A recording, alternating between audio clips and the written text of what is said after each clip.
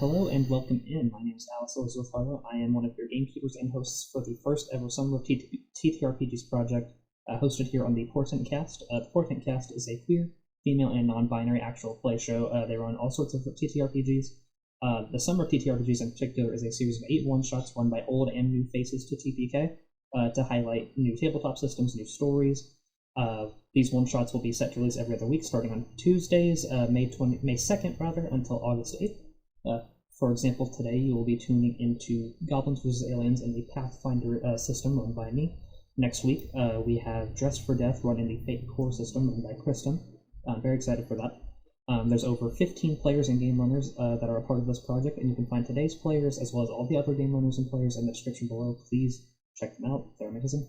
You can keep updated with the main story of the Portent Kast, set in the world of Aramel, every Saturday at 6 p.m. Pacific Standard Time. If you'd like to keep updated with anything they do regarding TTRPGs, you can follow them on Twitter. That is at the Portent Kast. That's Portent Kast with a K. And you can watch episode clips about the Summer of TTRPGs one-shots like this one, and A Parlous Voyage, their current campaign, over on TikTok. If you want to keep updated with episodes of the Portent Kast, go ahead and hit the subscribe button below. A few notes about today's episode before we start. We had some technical difficulties with my webcam, so you can't actually see my face in the footage. You'll just have to do with my little icon, but everyone else is fully visible. I think we did a great job. I think I had a great time. So without further ado, I'll let everyone introduce themselves, and we will get into Goblins vs. Aliens.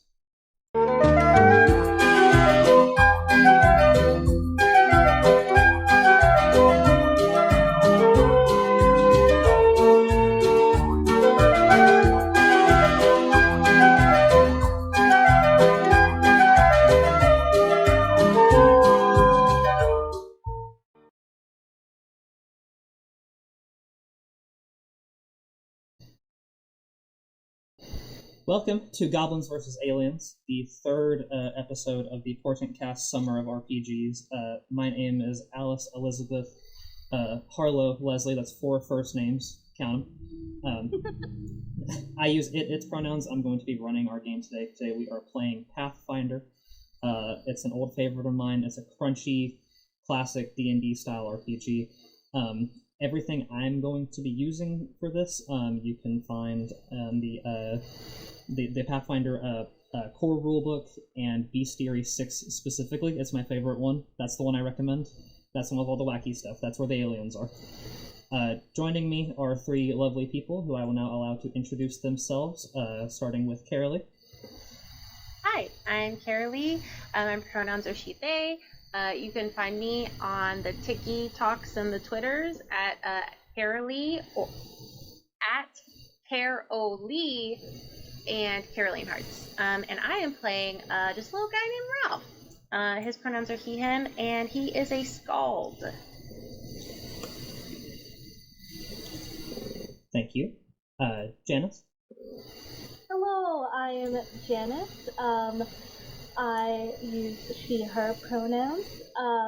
If you like to be a part of giving back to your community, please look up Party for a Purpose Presents on Instagram and the Emily Evans Foundation on Instagram. And also, if you're a fan of bluegrass, check out Uncle Kunkle's One Gram Band. You can find me on Instagram at DesertGirl814, and I'll be playing Glorfankle the Intolerable, or Fank for short, and I am a witch. Fantastic. And Tess? Hello, my name is Tess. My pronouns are she, her, and I will be playing a little goblin named Splart. His pronouns are he, they, and he is an alchemist and summoner. Awesome. That's it. Yeah. Everybody is playing one of the unique Pathfinder classes, or some combination of them. Hopefully I can show everybody how wacky you can make stuff in Pathfinder in this, because I'm a big fan of how customizable this system gets. Without further ado, let me introduce you guys to our setting. Pathfinder itself is set on the world of Golarion, but that's a whole world of lore that we do not have the time to jump into. So we're going to focus on one specific little area named Woodsedge. Woodsedge is a human settlement about the size of it's like a city-state. It is a home for revolutionaries, free thinkers. Unlike so many of the other places in Golarion, it is not dominated by kings and nobles. It is a place of the people. This is where you find your communists, your radicals, people who don't fit in anywhere else. They come to Woodsedge. Speaking of people who don't fit in, just outside of the city proper of Woodsedge, there is a small settlement of goblins, which is where you three come in. You three are part of the Venerated Rotgut Clan, well known throughout Woodsedge for your amazing developments in what you call prank science. Your clan is well known for their novelties. You invented sticky toilet paper. You invented the dead dwarf gag. But what you're most known for is the Rotgut cushion, which is a little inflatable bag that, when you press on it, makes a flatulent noise. It is incredibly popular. It's a bestseller. You're not anybody in Woodsedge until you have one. Your little prank stall in the market does numbers. I have a map of your little village here. You guys are situated in a swampy area outside of Woodsedge. The entirety of this settlement is very marshy. You guys' settlement definitely gets the most of that. You're on these elevated platforms with sort of huts and tents distributed around the area where you make your home. You each have your own living space out here. What I'd like to do is kind of go around and let you guys describe yourself, describe your living space, and what you might be doing on a typical day here in Clan Rotgut Settlement.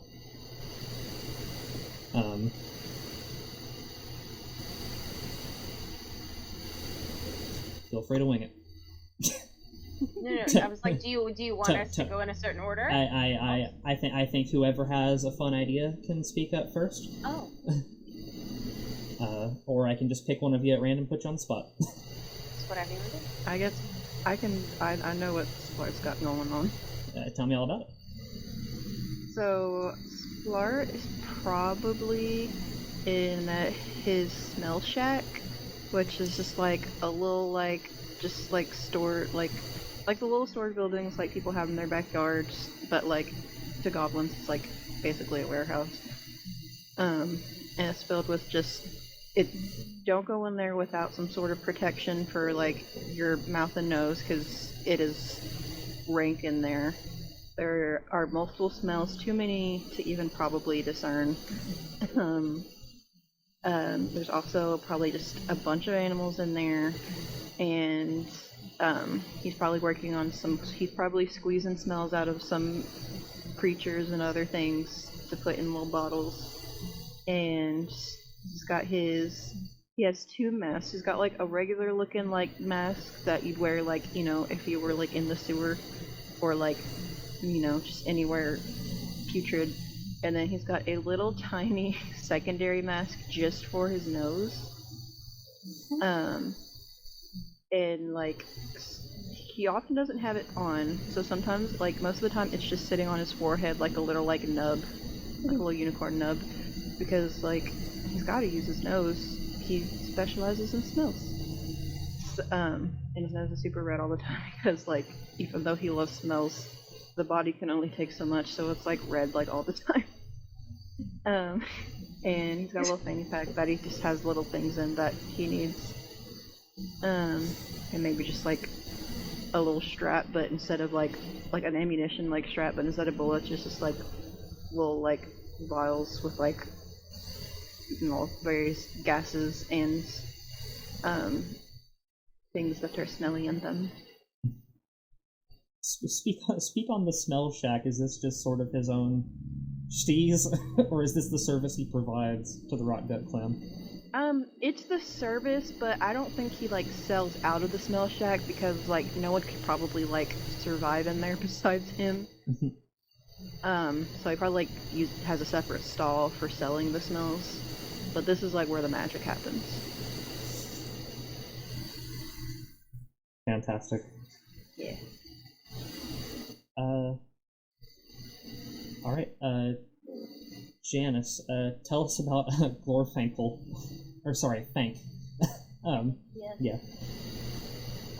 Think probably lives in a little hut with her little opossum, also known as Glorfinkel. But Glor for short. And honestly, who could tell who's running the household? Is it Glor? Is it Thank? It's probably Glor. I feel like there's just vials everywhere of just weird liquids. Thank is so dedicated to the prank life. However, maybe a little misguided. She may not be the best at pranks, but oh boy, is she dedicated. So it's just a lot of, like, the iron gut cushions and, like, vials of weird things and just, like, piles of sticks or something. She definitely sleeps in, like a what the equivalent is to a dog bed, where people might mistake that it's Glor's bed, but it's actually Thank's, and Glor sleeps on a full-size bed. Like I said, Glor runs the house, so Thank just lives there. That's fantastic. I think Glorfinkel is like, I shouldn't pick favorites because I'm running the show. I think I'm picking favorites. You can have favorites. In that case, I'm picking favorites, and Thank and Glor, their choice for me. Such a power couple. But honestly, Thank is off real, like, raised by wolf vibes, but, like, raised by an opossum. Not a possum, an opossum. Those mangy looking guys. Oh yeah, if you know the Scary Stories to Tell in the Dark books, there's like a picture of a feral girl in there. That's fully Thank to me. There's a difference. They're not the same thing. What do you mean? Oh, possums and opossums? Oh yeah. Possums are cute. Opossums are what America has. Yeah, an opossum looks like a little sweet sugar baby, and an opossum is a stanky cat, so to speak. Okay, I learned something today. Yeah. I just imagine Fink, like, as a child, like, clinging onto Glor's underbelly like a opossum baby does. Mm-hmm. That's precious. Honestly, I think they're both cute. I don't judge. They're lovely. Oh, guys. Alright, but, you know, amongst all the hustle and bustle, these young goblins, wheeling and dealing, perfecting their pranks, who could forget Dear Ralph? Honestly, who could forget Dear Ralph, because he makes his presence known to everyone he is near. He can't walk into a room without saying something. So Ralph, he has his own little hut, but it's like so messy. He's just one of those people who, like, he has no organizational system, and it's like you walk into their place, like, how did you even, how are you an adult right now? Like, how did you make it this far without killing yourself somehow by accident? He is constantly slacking off work that he's supposed to do to try out new jokes on people. And he isn't the best at them, but, like, he's like, it takes practice. He's trying his best. And he's getting there, but, like, he gets booed in Woodsedge. They're like, no thank you. And they send him packing. But it's a work in progress. But yeah, he's center of attention, classic class clown. Just loves to just make people laugh. That's beautiful. You know, if there's one thing that Rotgut goblins really admire, it's not the actual effectiveness of the joke, it's the effort that was put into it. And I think that Ralph is really capturing that spirit. I bet they love him in the Rotgut Clan, but like everywhere else, they're like, who is this guy? Like, he sucks. But like everyone else is like, oh yeah, like his goblin buddies, they think he's hilarious. He has like a false sense of confidence, because like everyone he's around thinks he's hilarious, but anywhere else he goes, they're like who is this guy? It's like whenever you sing in front of your parents, like, oh, you should be on stage, and it's like, I don't know, you're still gonna puff up. And then you go on American Idol and you get really upset because the judges tell you suck. Oh yeah, no, you think you're Celine Dion, and it turns out you're Mary Gilbo. Exactly. Excellent. And let me ask you three this now that we're properly acquainted. How well do the three of you know each other? Are you good friends within the settlement? Not really acquainted? What's the situation? How tight are you as a group? Lark will be friends with anyone that is not offended by all the smells that are around him all the time. Hank is probably a huge fan of Ralph. Like, I'm at all of his shows. And I definitely respect the work of those smelly boys. Yeah, I think Ralph is just someone who knows everyone and is like he's one of he can just like go be around anyone and just chill and like be fine. Like, he knows everybody, knows their families. Hey, how the kids? You know, it's been a while. Like, he just knows everybody. I love the vibes. Yeah. I love the vibes. All right, yeah. So just one big happy well, not family, clanmates. That's excellent. Okay. I think we are going to open with the three of you gathering in sort of the center of the Rotgut sort of a help me bridge work here. You have been summoned. The clan chief would like to meet with you. His name is Mira Rotgut. You are waiting for his son Lax Rotgut to come and collect you and bring you to his chambers. So it's the three of you. You're on a wooden walkway between all the huts. The other goblins are milling about. Every few seconds there is a loud fart noise, firecrackers going off in the distance, people perfecting their next technologies, the sounds of the swamp bubbling below you, the buzzing of flies, the scenes of home, if you will.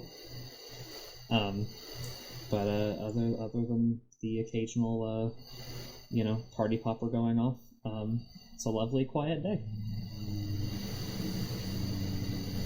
Yeah, it's a beautiful day today. Beautiful. You got the flies, you got the stink. Ugh, love it. I think I'm like walking along. I'm holding hands with. I forgot to mention my best friend. Oh yes, Bartholomew. Yeah, my Eidolon, which is my otherworldly companion. It is basically what like they claimed was a stink spirit and spirited away. Like what it looked like before it got a bath. Like just a big old glob of like goo and stink from some beautiful, wonderful, like nasty dimension. And we've been best friends since the day we met, and I'm holding its sludgy little hand. Yeah, can I get a repeat on that name? Oh yes, Bartholomew. Thank you. I need that clip for yeah my own personal highlight channel. Yes. You see, he Splart is Splart is actually the name of the best smell Splart has ever smelled, and he named himself after that smell. And he met Bartholomew at like the same time he smelled that smell. but Splart was already taken, so he kind of had to like improvise. Right. Excellent. So yes, it's the three. Lore for you. It's three of you, Glor, who I assume is chilling on Fank's shoulder, head, somewhere. Glor is currently brushing my hair with his little paws. Oh my god. Trying to make me look presentable before I get until in front of the chief. So he's like licking his paws and like brushing my hair. That's precious. And also Bartholomew, who is sitting oozily on the dock. Oozily. Yeah, he's just, he's oozing, he's gooing. Sorry, I'm assuming he for Bartholomew. It's Bartholomew will go by whatever, Alright, as long as it's stinky. we'll cycle through. Yeah. Yeah. Lax Rotgut has not arrived yet. So is there anything you guys would like to do? There are many stalls out here selling various prank gear. Do you want to kind of go over your own gear? The swamp's your oyster here for a moment. Otherwise, I will hit the plot button and we'll just get you rolling.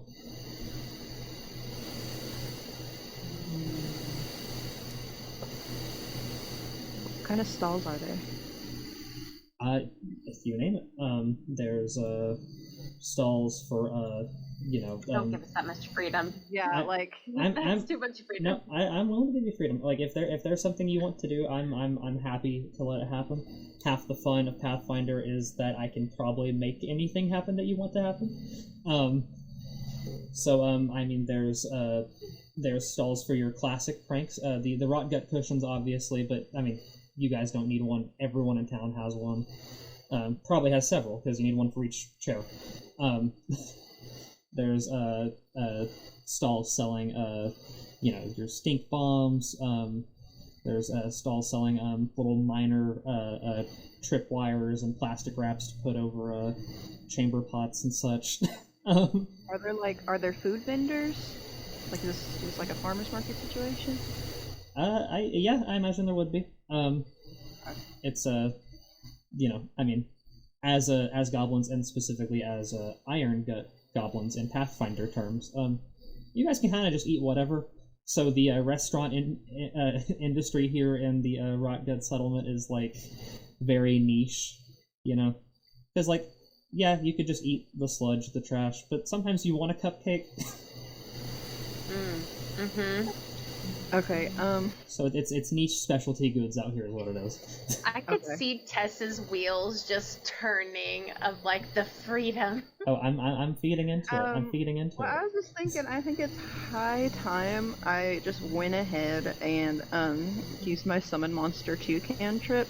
I think I'm gonna bring in about 10 skunks. I'm going to give them each 5 goblin dollars, and I'm going to tell them, I'm going to be like, okay, all of you go. I want you to bring back the stinkiest thing you can find, and the no, I already said that. How about the tastiest thing you can find? Bonus points if it's a brownie cupcake mixed together, and then they all go. Okay. Tell them all about. How many skunks was this? That's 10 each with I guess like 3 to 5 goblin dollars. Okay. They are holding it in their little hand. Okay, goblin dollars I'm going to equate to your silver pieces. Okay, that's fine. Okay, yeah. Yeah, of which you have 25. They are now goblin dollars. Yeah, a goblin dollar is the paper currency you guys use. That's equivalent to 1 silver piece. Okay, Yeah, then I guess I can only give them each 2 goblin dollars. So hopefully they're good at they're good at bargaining. If a skunk waddled up to me while I was selling my wares and handed me 2 goblin bucks, I would be inclined to hand it whatever it was asking for. That's too cute. Okay, Honestly, same. Alright. You just little guy. You can just for you. Just for you. Alright, I will keep that in mind that you have sent out several stink-seeking missiles. No, but they're nice. They got the dollars. They know what it's about. They have manners. Yeah. That's beautiful. Okay, how many people can I message at a time? Just one? Yeah, one at a time. Okay.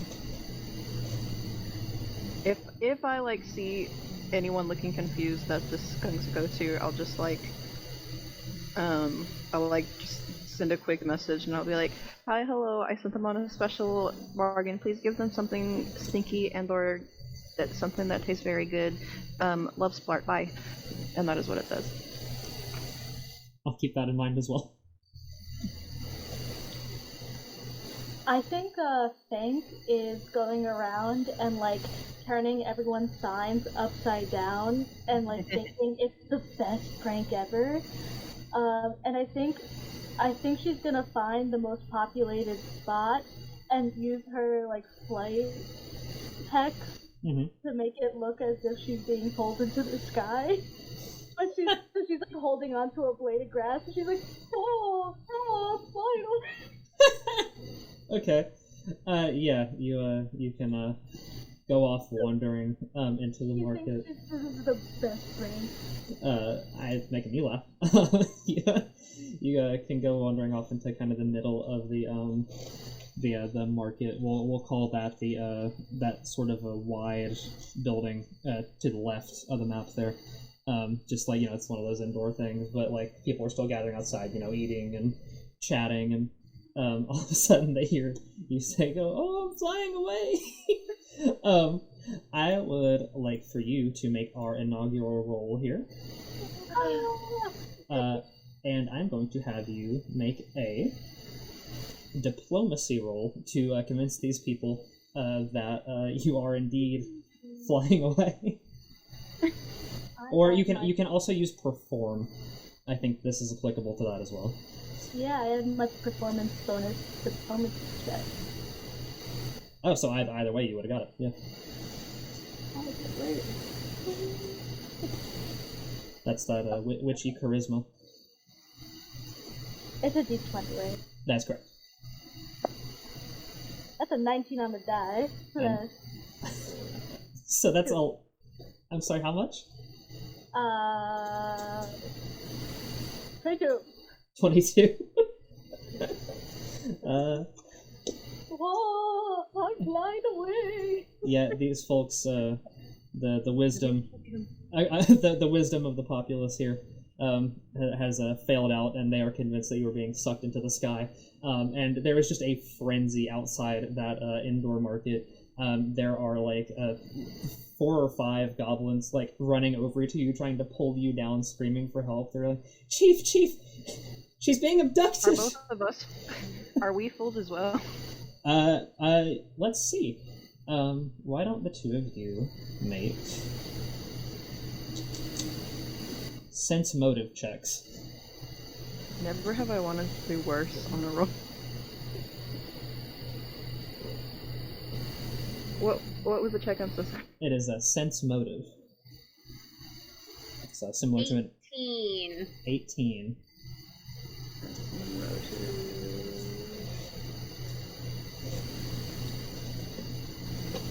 Let's find out.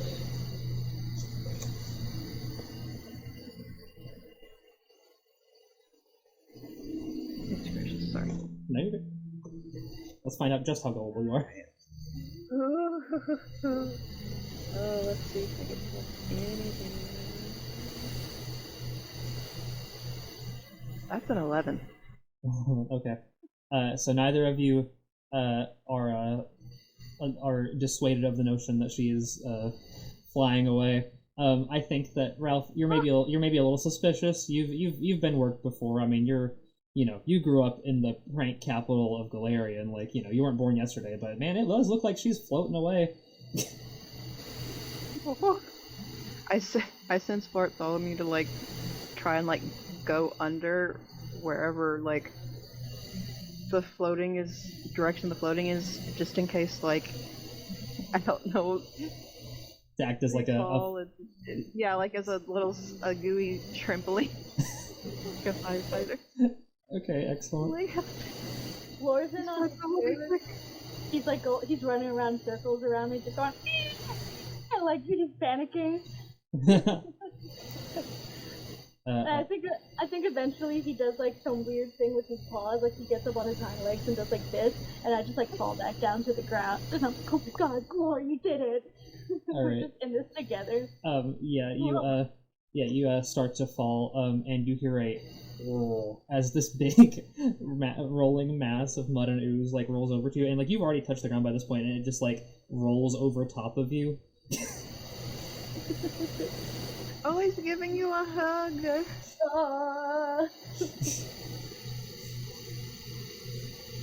I think Ralph is just like, he was probably going around with his he had Horse Chopper out, but like at the opposite end of Horse Chopper, he's got like a microphone attached, and he's going around just doing that thing where he's like just like that guy who walks in a room and just roasts everybody like one time. It's like, hey, look at this guy. Why you, man? Do you need to be eating that? You put on the weight, man. You know, Wow. just like just saying really mean, like just like really not even funny things, but like poking at people. You know what I mean? Hey man, what's happened? Last time I saw you, you had so much hair.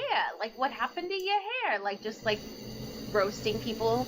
But then he sees and then he sees Glor and Bank like doing this prank, and it's like, I guess I'll just use my let's hype them up a little bit. It's like, oh whoa, you guys, look at her, where's she going? She's like trying to get like a crowd to be entertained. Okay, yeah, absolutely. Give me a performance roll, because I want to see how many people have witnessed all these events transpiring. And I assume this would be like these are like common things that are just happening. Oh yeah, no, someone's always putting on a show. Something's always happening. I think like the people in the immediate area are the ones convinced that like Glorfink was actually flying away. But like whatever crowd you're drawing is like, oh wow, sweet street art. Yeah. That's a 17. 17. Excellent. Yeah, I think you managed to attract a good 10 to 12 of like the goblins who are just like going around going, ooh, ah. Yep, none of us can just sit still and wait patiently for anything. We have to get up to something. Yeah, absolutely. That's absolutely the vibe I want to cultivate here. If you're not putting on a show, it's just you're bouncing up, you're ready to start. So like this you've got half the crowd screaming, begging for help, yelling for the chief. You've got half the crowd going, ooh, ah, like quietly clapping. Some of them are tossing silver pieces onto the ground. You can add 6 silver pieces, Ralph, if you'd like to pick those up. And eventually Glor does the ritual required to bring you back to Earth, and people start to clap, and woo, that was great, and other people are like breathing a sigh of relief that this magic possum just saved you. And then this rolling tide of stink just rolls over top of you, and you see a vaguely hand-shaped appendage pop out the top and give like a messy thumbs up. Yeah. He's supportive of everyone. I give him a high five. Oh. Yeah. Upon the high five, it goes again and rolls off of you. I turn to Glor. He knows what's up. And then like immediately the crowd disperses. They're on to the next thing. I have one of the skunks go up to Glor and give them a it was a goblin dollar, but I think one of them does have 1 silver piece, and just puts it in his little hand. In Glor's hand? Yeah. Perfect. He starts gnawing on it. It would be like a medal for him, for being a hero. Alright. Yeah. Yeah, I think this is about whenever your skunks come rolling back in, because they do only live for a minute. A bunch of stuff just hits the floor.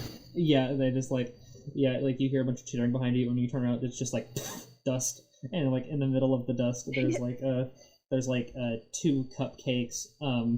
Various so one of them brought you back a joy buzzer. and everyone else didn't manage to get anything, so it's just a bunch of mud pies. That when they disappear, just make like. How many mud pies? I'm picking all of them up. You had 10 skunks, and three of them managed to get you an offering, so that's 7 mud pies, or you can just add 1 big stinky pile of mud, because that's what it will look like in your pack. Okay, well, I guess, I'll feed all the mud pies to Bartholomew, and then we will each get 1 cupcake. You and Bartholomew? Yeah, I get 1, and Bartholomew gets 1.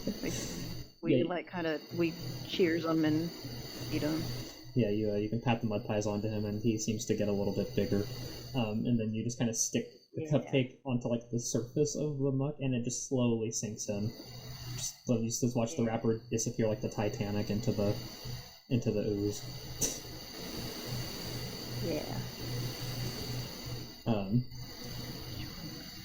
It is about this time that the 3 of you hear a very loud kazoo from behind you. I can't do a kazoo noise, can any of you? No. I had a kazoo. I'm gonna add a kazoo noise right there. I didn't need to. Don't even need to fix it in post, that was pitch perfect. Identical. We might get copyright struck by Big Kazoo. Big Kazoo Inc. That's my rap name, is Big Kazoo. Anyway, you all hear a kazoo behind you, and when you turn to see who it is, you see that it is a teenaged goblin. He is wearing a like ratty royal purple blazer over his like regular common clothes. This is Lax Rotgut, son of Mira, and he is blowing his lovely kazoo to announce his own arrival. And he says, "The chief will see you now." Oh, is that really your voice, man? Is that really? I forgot that's what you sounded like. I thought that was still the kazoo. Well, yeah, that's a good one. Well, it got deeper, and then I got a kazoo lodged in my throat. I've sounded like this ever since. You gotta get that out. That's not healthy. I don't know, man. It's kind of funny, though. It's kind of funny. Isn't it? Funny. And then he, like, starts laughing, but he's, like, wheezing, and it's just kazoo noises. That's what I thought would happen when you do that. What about when you cough? What does it sound like? He coughs, and it's, like, the worst. Like, it's, like, just a sharp blast on the kazoo, like someone's, like, yelling into it. Just like, ah! You mean what all children do when you give them a kazoo? Yeah. It's the second graders kazoo performance. Yeah. Yes. No, I work in elementary school. I've been on the receiving end of many such a concert. I will never do that. That is the worst thing you can do to a parent, is give a child a kazoo or like a recorder. Oh, I love handing kids loud things and just watching all the teachers glare at me. It's such a rewarding experience for me. Can I go up to Lax after he's done getting roasted and just like tell him, hey, there's something on your shirt, and then have Bartholomew like come up behind him. This is a bit we do often, and just gives him a nice old like pat on the back, and a bunch of his little goo gets on him. Yeah, I will give me a a goo check. Give me a quick goo check. Yeah, Pathfinder's amazing. They thought of everything. They added the goo stat finally. No, it sounds good. No, I'm gonna have you give me give me diplomacy in lieu of a goo check. And I'm going to have him roll his perception, or his his sense motive, to contest that and see if he can see you're about to prank him pretty bad. I got a 19. A 19. He did not. He looks down and he's like, "Oh no, my I'm making myself laugh with the stupid voice. My royal shirt." And he is just embraced from behind by Spartholomew, and he goes, "Ah," but it's like it's kazooified.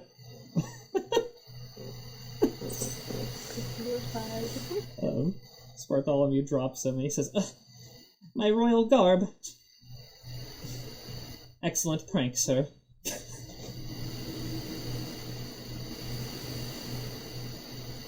"The chief will be pleased," and he's like reaching behind him, trying to like wipe all the goo off the blazer. Oh. Thanks having a little a fangirl moment with Glor, just like he asked for like a super fangirl moment. Just the two of them. I just imagine them like holding each other's hands and like jumping up and down. They're so cute. Yeah, I love this. It's like having two opossums on the party. That's exactly it, yeah. Wax gives up on wiping the mud off the blazer. The blazer's just muddy purple now, and he says, Can I summon Monster 2 a pelican with his beak full of water and have him drop them on him? "Yeah." He says, he goes to say, Helping. he goes to say, Please. "Now, may I lead you to the big top so that we can," and then you hear a loud, terrible squawk and then a splash of mouthwater. And the spectral pelican flies off and he's just sopping wet, dripping mud. Just like, he's got the big crying cat eyes. He's like, "Got me again. Fantastic work, capital as usual." Thank you, I try very hard. Now, if I may lead you to my... Spartholomew, you are skipping down. You're already gone. He can't even get through his intro. You're already leaving. We're gone. He's We're gone. Tank goes, "Oh my god, we're in the presence of greatness." it's like a foot smaller than you, sopping wet, just crying. And he says, "Well, your respect is appreciated. May I lead you to my father, the great Venerated Rotgut?" "Excellent. Follow me then." And like he's following behind. He's like trying to like step like up and like not get all the slime from Spartholomew on his feet, but it's inevitable. Yeah, he left a trail. And the three of you are led to the big top, the large tent here, where the clan chief and his council meet. The chief basically just stays in here. He doesn't go out much. Most of the time, he invites the the finer performers here and from Woodsedge to come see him. Not because he's all high and mighty, but he's the chief. Whenever you walk into this big top, you see that it is decorated in these brilliant reds and whites. The inside of it is lit up brightly with lights. There are like seats like all around the walls. It's like set up like a circus tent, basically. And in the largest of these seats, set against the back, there is a goblin who's looking particularly regal. Chief Rotgut himself. He is large. He's a good foot taller than most of the other goblins. He has a striking red beard, which is an unusual sight amongst goblins. You can see maybe what looks like glue on the side of his chin, but you can address that if you want to. He is wearing a coat, like a royal coat with the fur trimmings on it. Big red cape that is about 2 sizes too big for him, and he is sitting in his chair. And when he sees you, he smiles and says, welcome, welcome, come in, come in." Chief Rotgut, might I say you're looking mighty regal today, and I bow so deeply. He says, "Many thanks to you." Glor thankful, is it? And he's like stroking his beard, and like some of the hairs are coming off of it. Both Glor and myself answer at the same time. I go, yes, and Glor goes, Well, it's wonderful to meet you. Turn over. I like turn to Bartholomew and I'll be like, I've never met the chief before. Are we supposed to kiss his butt like that? How loud do you say that? Not super loud, Okay. but like... Alright, that's Bartholomew, just like... He doesn't turn towards you because there's no, like, face to turn towards you, but it just, like, shrugs up and down like,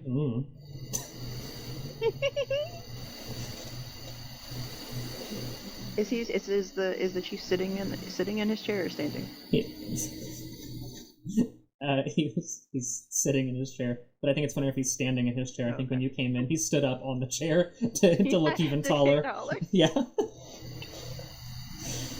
So he's standing in the chair now. He's standing in the chair, and okay. he is kind of sweeping his gaze across the three of you, and he says, Splart and Bartholomew. I purchased several of your things just a few days ago. Your services are greatly appreciated. Bro, you know our names. Wow. Well, of course, Thank I you. have to and know I'll all like the... go up to. Yep. I'll go up to shake his hand. If he wants to. Does he want to shake my hand?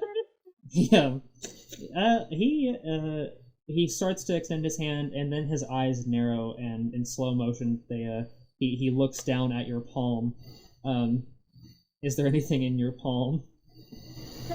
Yeah. What's in your palm? It's a mini rotgut cushion, but it's got some poopy in it, so if he struck it, it would have come out. Yeah. He laughs when he sees this, and he says, well, you've got to wake up pretty early to get the chief of pranked. Oh, a challenge, I like it. And then I just I'll put the cushion back into Bartholomew where I store many things. Ew, dude. He extends his own hand now and says, all right, now we may shake hands. And I take both hands and I just keep shaking it because I don't know when to stop. All right. Bartholomew has to take my arm. All right. When you touch his hands, I want you to make a reflex save. Oh. Okay.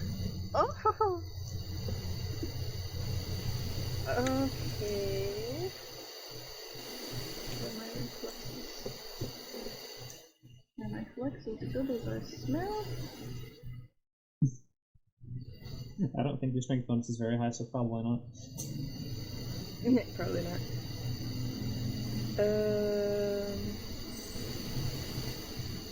I guess. Do I do my base plus my ability mod? There will be a total on the far left. Yes. That's your actual bonus. Oh. Yeah, most of you have pretty high saves. Okay, that's a 12. Okay. That's not quite high enough. You go to shake his hand vigorously, and there's a loud buzzing noise, and your hand gets rattled violently. And it scares the crap out of you, and then he holds up his hand as Joy Buzzer. He twinkles his fingers and says, "Up, got him again." Oh, he got me. Oh, he's good. Oh, he's very good. Oldest trick in the book. And speaking of old, Ralph, wonderful to see you again. Hey, Your Majesty. Last time I saw you, I didn't think your face was so sticky. What happened? Sticky? You must be referring to the many creams and oils I must put into my beard to keep it luxurious and full. And he's stroking the beard again, and the strands are falling out. It's not fooling you at all. Yeah, he kind of whispers, "It's okay, Your Majesty. Everyone loses the hair eventually." Well, I'll lose mine when I feel like it. but for now I intend to keep it. The good for you, man. Yeah, keep it as long as you can. War starts snapping, or Fang starts snapping, like, yeah. Thank you. Or it's like, oh, do you need some more hair? And then I summon like 3 like baboons with the same hair color as him. It's like, you can have some others. The baboons shriek, and he shrieks, and he says, "No, that won't be necessary. I've brought you here for a purpose. May we... Oh, okay. Please dispel the baboons." Okay. I turn to the baboons, and I'm like, okay, sorry guys, and then they turn into this. they hang their head like, oh, and then disappear. And the chief says, "No. I have a job for the 3 of you. It is of the utmost importance." Yes, indeed. If you're up for it, the current mayor of Woodsedge has put in a very large order of rotgut cushions from us. I'm told he intends to prank a neighboring city all at once, and requires quite a bit of resources to do so, so we prepped this for him. However, we are lacking in the manpower to deliver it, so we'd like to send you with the wagon to Woodsedge, and we're going to trade those for a truck's worth of fireworks for us to use in our annual New Year's celebration. Oh. Yeah, fireworks. Yeah, there. I was gonna ask what was in it for us, but I mean, honestly, you can't do a year without the fireworks. You can't. Down. Can we... This sounds really fun, but can we have some money too, please? Because I kind of spent all of mine. Please, pretty please? With poopy on top? No. Yeah, young Splard, you know that money is second to spectacle. That is what I try to. This is what I try to cultivate in my clan. The joys of spectacle, the joys of having fun, light fun at other people's light expense. Alright, I'll just steal it from people again. That's the spirit. I was gonna say, we could probably find some things along the way that you can steal from or get, or like, bodies or something you get coins off of. Oh, bodies. Yeah, okay, let's go. They stink a lot. This is the way. I whisper that. Which way? But yes, there is incentive. Although I've no goblin bucks to offer you. If you complete this mission successfully, you may keep a portion of the fireworks for your personal use. Oh, personal use. I mean, oh, exploding stink. As you see fit. Oh, okay. Finale. Okay, so can you imagine finale right in the back? Oh, your shows would be so much cooler if you had fireworks at the end. Yeah, I think so. I think that's the ticket. That's a great idea, for sure. Oh. And maybe some stink too. We'll work on it. We'll collaborate here. I'll give you so much stink, and I pull 10 freaking stink bombs out of my fanny pack. It's like, I have so much. Something I don't think I've ever thought I would hear is, you can have so much stink. I have all so much. I have poop stink. I have rotten stink. You can have whatever stink you want. I'll give you 2 free stink, and then we can workshop the rest. Do you have fish stink? Do I have fish stink? Of course I have fish stink. Cool. What kind of fish stink? I have salmon stink, trout stink, flounder stink. The chief says, I find it impressive that you can distinguish these fish by smell alone. You are master of your craft. I can tell anything by its stink. Now, if it smells good, that's a little different. I don't know anything about that. What does this smell like? And I lift up my arm. I was gonna do the same thing. I swear. You guys can do it simultaneously. Cover your eyes. We'll do a little spin. Cover your eyes. My eyes. No, you have to pick something else now because I already know it's your stinky pick. Hold on, let me close my eyes and you pick something else. Okay, I'm closing my eyes. I pick up core. Okay, what part of him are you putting to his nose? Answer carefully. Okay. His little like belly part. Okay. All right. Cool. His pouch? His little pouch.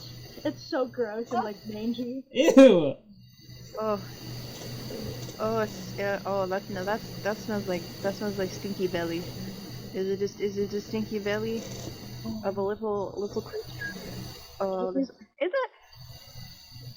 it war? Gore's like. I know it was you. You have such a nice little stink smell. He's so happy to hear that. Rob is like, okay, close my turn. Close your eyes. Close your eyes. Okay, Close your eyes. Hold on. Okay. Okay, my eyes are closed. They just like blow. Yeah, you just blow his face. Yeah, Just absolutely. blow. Yeah. Like, I'm getting. Here, I think that sense of- this one's harder. I'm gonna make you roll to identify it. This one. Okay. Give me a Okay. give me a profession check. Like that hot air type of breath. They don't brush their teeth No. or floss. Mm-mm. I floss probably. If you guys are like eating as rough as Iron Gut goblins eat, I think that you'd have to floss, or else you would just be walking around with like hunks of bone. Okay, it's true. What do they floss with? Other Okay, bones. so I rolled. Yeah. Yeah, more It's trash. Yeah. Bones. Net So zero. I only rolled a 5 plus 2 is 7. So like, I'll just like smell and I'll be like, bad jokes. I know that's not it. Ooh. That's a pretty good one. I think I need to write that one down actually. And like pulls out a piece of paper, writes down like from his pocket, crumpled up his bad jokes. Chief, I'm just kidding. That was a little joke, but I don't know your personal smell good enough yet. But that's okay. We'll get to know each other on the road. Chief Rotgut is like looking down at you, beaming. Model citizens. And he says, as much as I love to see you perform, I would like to get this over to Woodsedge by the end of the day, so if you're willing to accept the job. Oh. What time is it? We have to go. Of course, he would do anything, and I like salute him. I ain't got nothing else to do. Let's do it. Yeah, let's go. Excellent. And he yells, Lax! And Lax comes soddenly plodding over, and he says, I've prepared the wagon for you. What does it sound like? What does what sound like the... It's a very specific character. I'll think of it. what You're good. am I doing? I've prepared the wagon. I don't know. Something. No, I'm it's sure. great, and I love it. But I can like, there's something that I could hear. I'm like, it sounds like something from like an old cartoon. It's a little Dexter's Laboratory. I feel like that's how most of my voices end up. Yeah. No, it's great. It's great. It'll come to me. You're good. Sorry. Okay, all right. No. I've got all the time in Can the we world see for the cartoon wagon, analysis. or do we have to follow like? Yeah, no, we'll star wipe to the wagon, Okay. just so we don't get caught in another prank Okay, war yeah. on the way to the wagon. I tried to prank him so much. He's so easy to prank. Yeah, star wipe and intercut with a montage of you doing like 3 terrible things to Lax on the way to it, and then There's like 3 different like flying animals that like poop in his hair. There's 3 different kind of poops in his hair by the time we get there.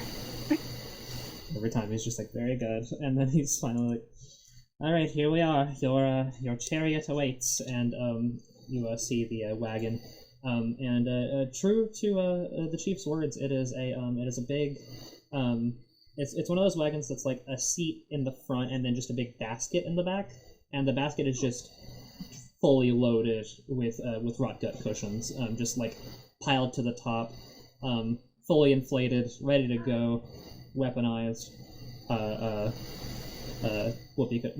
Rotgut cushions, legally distinct. I think that name's trademarked.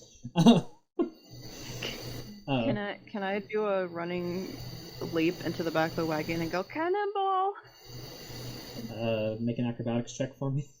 So satisfying. I think Fank tears up a little at the sight of all of these cushions. Just beautiful. I know. He's acrobatics. Thank. It is. It's like goblin mist, isn't it? It's like goblin mist again. It's the most beautiful thing I've ever seen. It's so beautiful. I celebrate. I 17 celebrate plus gob. 2. I want to say my funny joke before I address it. Black says I celebrate Gobica. Set 6 out of 10. Anyway, you got a 17. I got a 19 on acrobatics. Get 17 plus 2. Okay, yeah, then yeah, you get a solid frog splash into the wagon, and this will be audio. This will be audio hell, but I think that if all three of you will join me in making a quick fart sound with your lips, just hit me with it so we can get some Foley work here. In 3, 2, 1.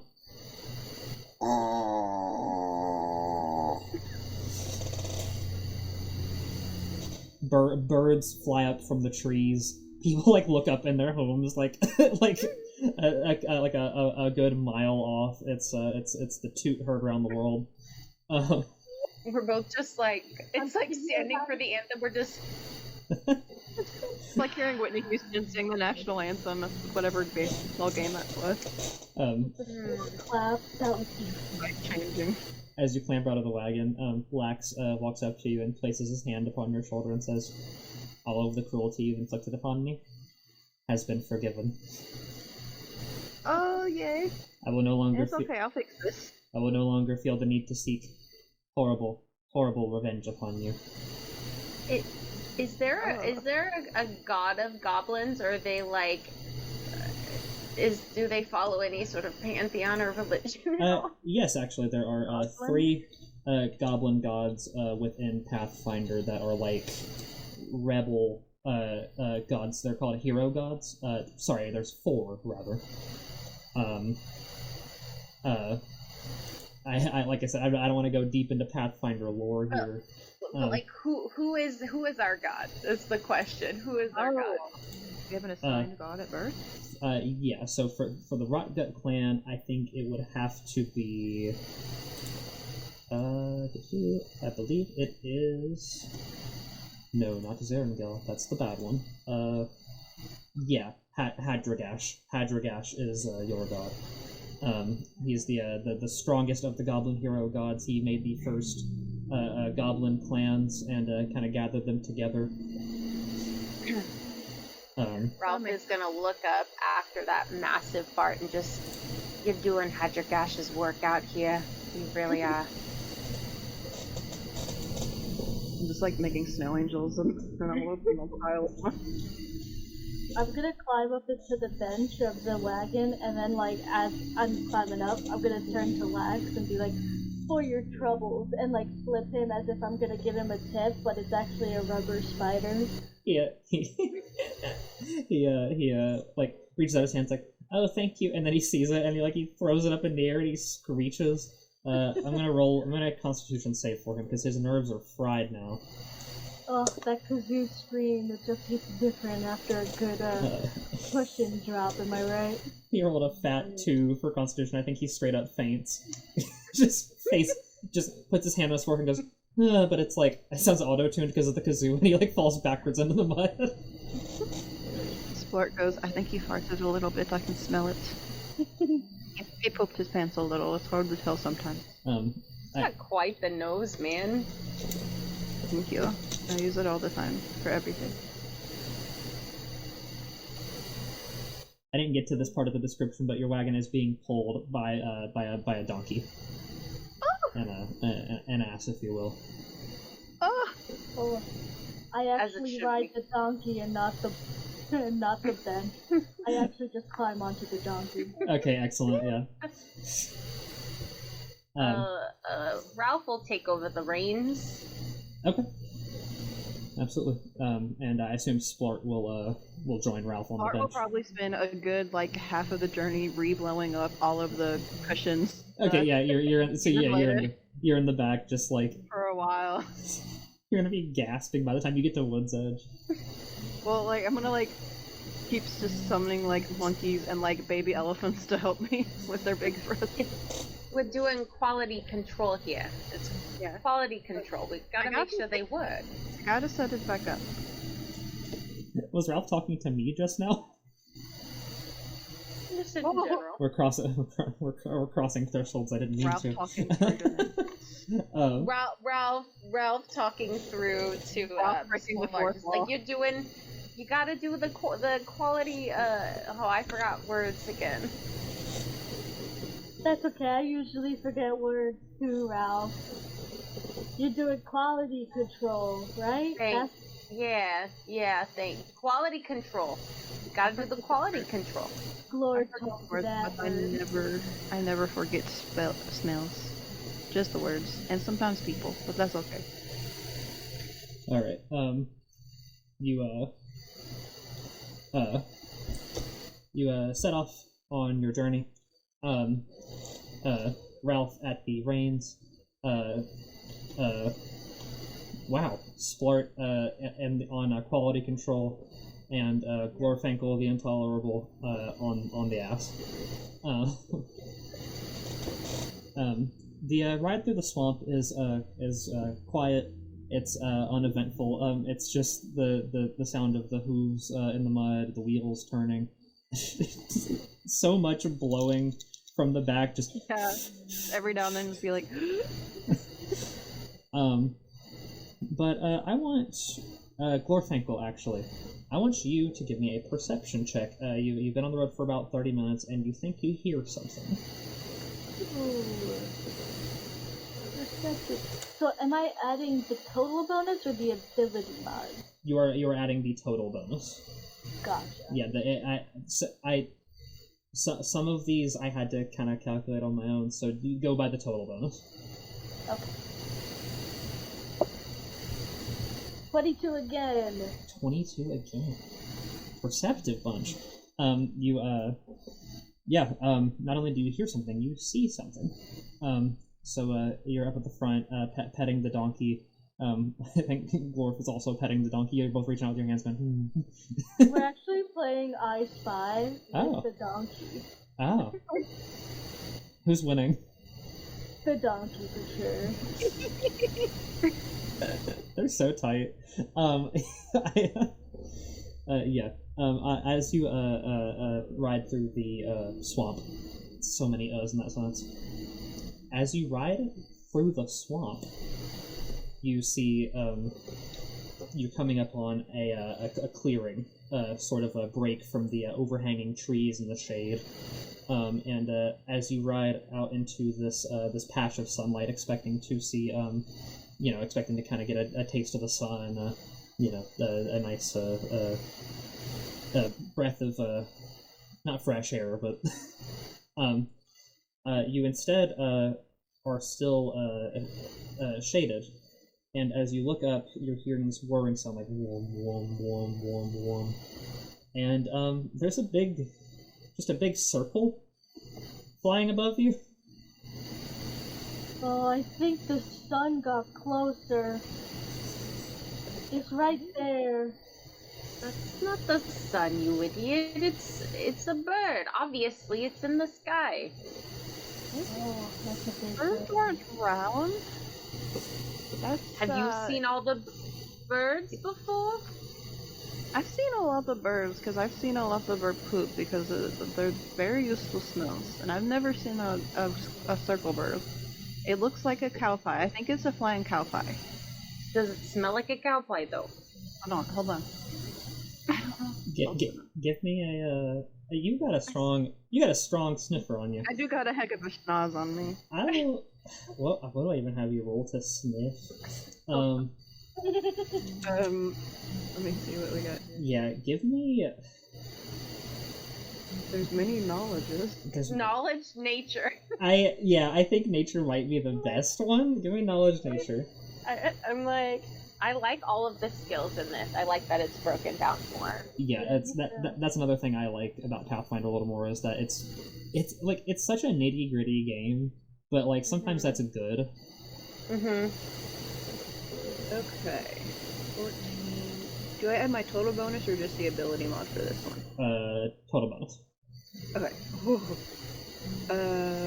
Oh. 23.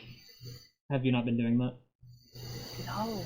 Okay, yeah, the total bonus. You guys are level 5, so like you got some pretty juice stats on some of these. That's a number. I got it now. Cool. My Okay. first roll was actually a 32 and not a 22. Holy, that was for the performance at the very beginning. It was, yeah. Okay, just add all the numbers I said of people who were trying to help you and cheering and stuff. Just add a 0 to all of them. You got a goblin Oscar for that one. You got the EGOB. I was gonna say like the ego. Okay, what did you roll for nature test? With my bonus, it's a 23. 23. You got a strong sniffer. Yeah. You lift up the tiny mask under the regular mask, and you sniff toward the sky, and I see how far away it is, and I pull out like a little. It looks like a megaphone, but I actually I used to try and smell things that are far away. It probably doesn't work like that, but I believe it does. It's good enough for Pathfinder. You get a big whiff. It's a cavalcade of smells off this thing. It's metallic, obviously, but it's kind of a weird, it's got a weird, almost like smoky, like burnt smell to it. Like it's very hot, like hot metal.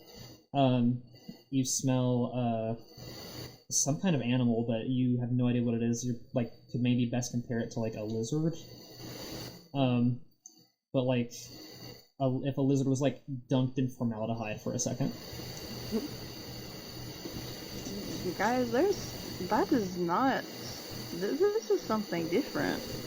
There's So you're telling me you don't know what it is? I don't. So it could be a bird. I don't think it's a bird. I smelled a lot of birds. This is different. I've never smelled anything like this before in my life. And I smelled a lot of things. Things that I'm not very proud of, and some that I'm very proud of. Is it just in the sky? Is it moving at all, or is it just? It is moving. It is kind of slowly moving. You guys are outpacing it currently.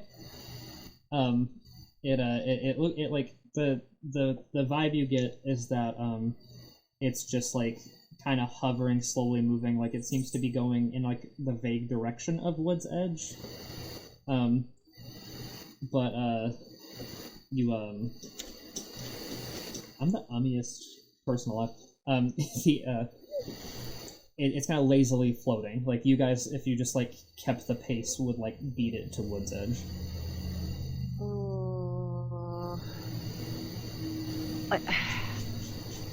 How far away is it from us? It's pretty far up there. It's a good 40-45 feet in the air. It's low enough that it is blocking out some there's a shade spot on the ground, but not so far that you can't make out any distinguishing features. Not that there's many. It's just a big silver disc.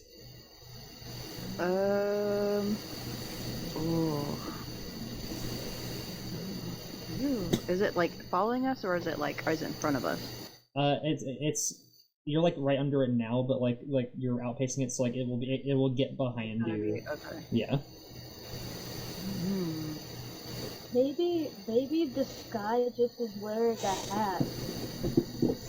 Yeah, that makes sense. Yeah. It's a sunny day, so the sky needs shade too, right? Yeah. I want to throw something That's what I was thinking of doing, was throwing something at it. That's a good. What should we throw? Should I throw a bird so we can fly the rest of the way? I mean, yeah, that makes sense. Okay. It's in the sky, throw a bird. Okay. I'm gonna like summon like 3 different birds, like all like the roundest birds I can think of. So I guess like little fat like robins, little ones that like can fit in our goblin hands, one for each of us. And I'm gonna like wind up a pitch and like pitch it like a softball. Okay. I guess all 3 of you give me.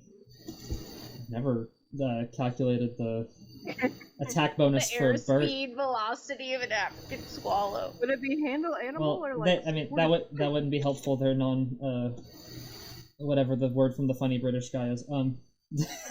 Make a give me a ranged attack roll. If you have a bonus to improvised weapons, you can use that.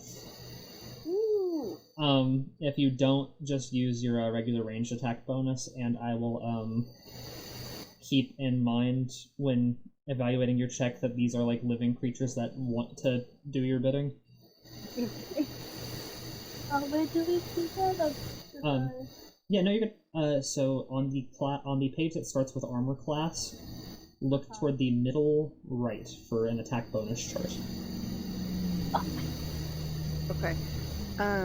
These are different from like the bonuses next to your weapons because this is like weapons without proficiency. That's why I said like if you're not proficient in improvised weapons, go here because none of you are proficient in birds. So I did get a 4 + 5, which is 9, but I do have the ability Vandal, which when performing an attack on an object or trap, my attack ignores 5 of that object's AC. Does this count? Yeah, this counts as an object. So that's a 9, and it'll be basically 9 + 5. Oh, okay. Which I mean that matters for some things, but like I'm gonna not here. well I'm gonna keep it in mind. Okay. Okay. Yeah. I got an 8. Okay. Glor tried to eat the bird as I threw it. I had to push him away. Oh yeah, that'll put you off target. Yeah. How do I know if I'm proficient in improvised weapons? So I will have put it in your Attack. So if attacks, it's there, yes. then we're proficient in it. Oh, okay. Yes. So I rolled a 19. Okay. Total. Wow. Okay. Awesome. You know that pitcher who blew up a bird? Like you're the opposite of that. You're like you're. Yeah. That's a I whack. have seen that video. That's a solid video. That happened again recently. I can't get on baseball right now. I'm cutting this out. I can't talk about birds blowing up in the middle of this. Alright, but yeah, the 3 of you wind up and throw Glorfinkel's bird goes wild after she has to swat Jesus, Glorfinkel, again, I forgot that's also his name, away from stealing it, and the bird just kind of goes, pew, like, it just lands in the ground. Splart, you get closer, like, your bird gets in the air and, like, chases after it, but it does not get there before Ralph's picture perfect, just, like, zinger, throws it up there. The bird like rockets toward it, does like a victory screech, and then just like the softball pitch from Twilight. Yeah, like up and all, yeah. Supermassive black hole playing, and you just like you nailed this ship, and like it looks awesome from your perspective, but like from like a far shot, it's just like a little like little speck flying up to the disc, and then bink, and then bouncing right off. It hits the ship. Sorry, the disc. No spoilers. It bounces right off the middle, and the disc seems to like stop for a moment, like it slows down. And crawls to a stop, and then all of a sudden it just like zips off towards Woodsedge. Like it's there 1 second and just like gone the next. It's got to be going like multiple hundreds of miles per hour. Whoa! The wind was a bird. The wind blew the hat away. A bird can can't go that fast. And it's a bird. I'm telling you, it's a bird. It flew away. I didn't see it away. Also, great throw, Ralph. That was great. That was crazy. Working on that one, yeah. But not with birds specifically. I've never thrown a bird before, but I thank couldn't you. tell. Hey, I couldn't tell. Thank you. I'll take it. Thanks. Yeah. Maybe I need to throw some birds more often. I don't know. Who knows? You should make it part of your act. I think that's a great idea. I don't know how I can. Maybe I can. Right, write like, information. birds. You'll get the bird, and something like that. Because the bird's the word. Well, I've heard that before. So which way did it go?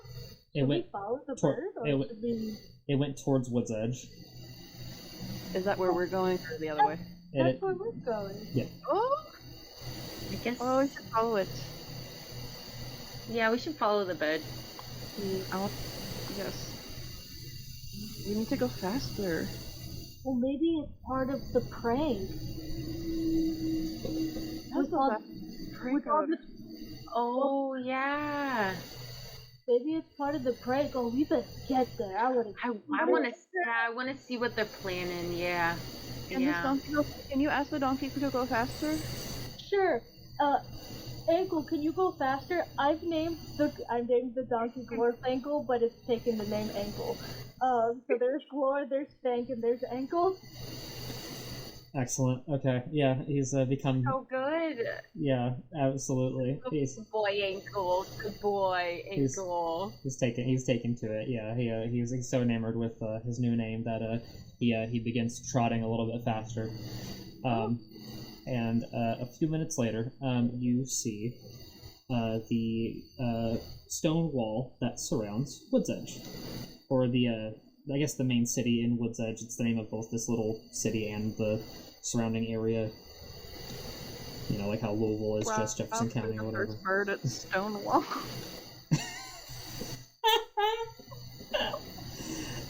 We got to stop right there. We're not going to do better than that. Okay. That's excellent. Okay, yeah. Wow. Yeah, you guys get right outside of the gate here, and you see that the big flying disc is parked above the town, and you get a better look at it now, and it's the it's the way you thought it would look. You didn't really expect the dome on top, but like it's how would you describe this shape? It's like a flying dish of some kind. A plate maybe, or I don't know, a saucer. Flying saucer. Oh, that does kind of look like a hat. I was gonna say, that's But definitely who would wear it? Yeah. It does, but hats don't fly though. Birds fly. Maybe it's a really small bird wearing a hat. Ooh, wearing a really big hat. Yeah. Oh, that's Really big hat. Oh, I want to see what kind of food it makes. Okay, we got to catch it. Yeah. Are we any closer to it? Well, you're outside the gate right now. There's no guard outside of the gate, and you can kind of peek through and see that's because most of the guards are congregating in the middle, along with most of the other folks, to look up at this thing, kind of gawk at it. You see a few of the guards. They're dressed in like a nice red like tunic thing, chainmail, and those like pointy helmets. You know, the ones that kind of go up to and they're all wielding spears, and you can see them kind of discussing in hushed tones, like, what do we do? Do we like attack this thing? What is this? Have you seen this before? And then before your very eyes, this thing shoots a big green light down upon these folks, these gathered, mostly humans. And as it's time for the prank. and Is the bird pooping on them? Is that what it is? Is that green poop?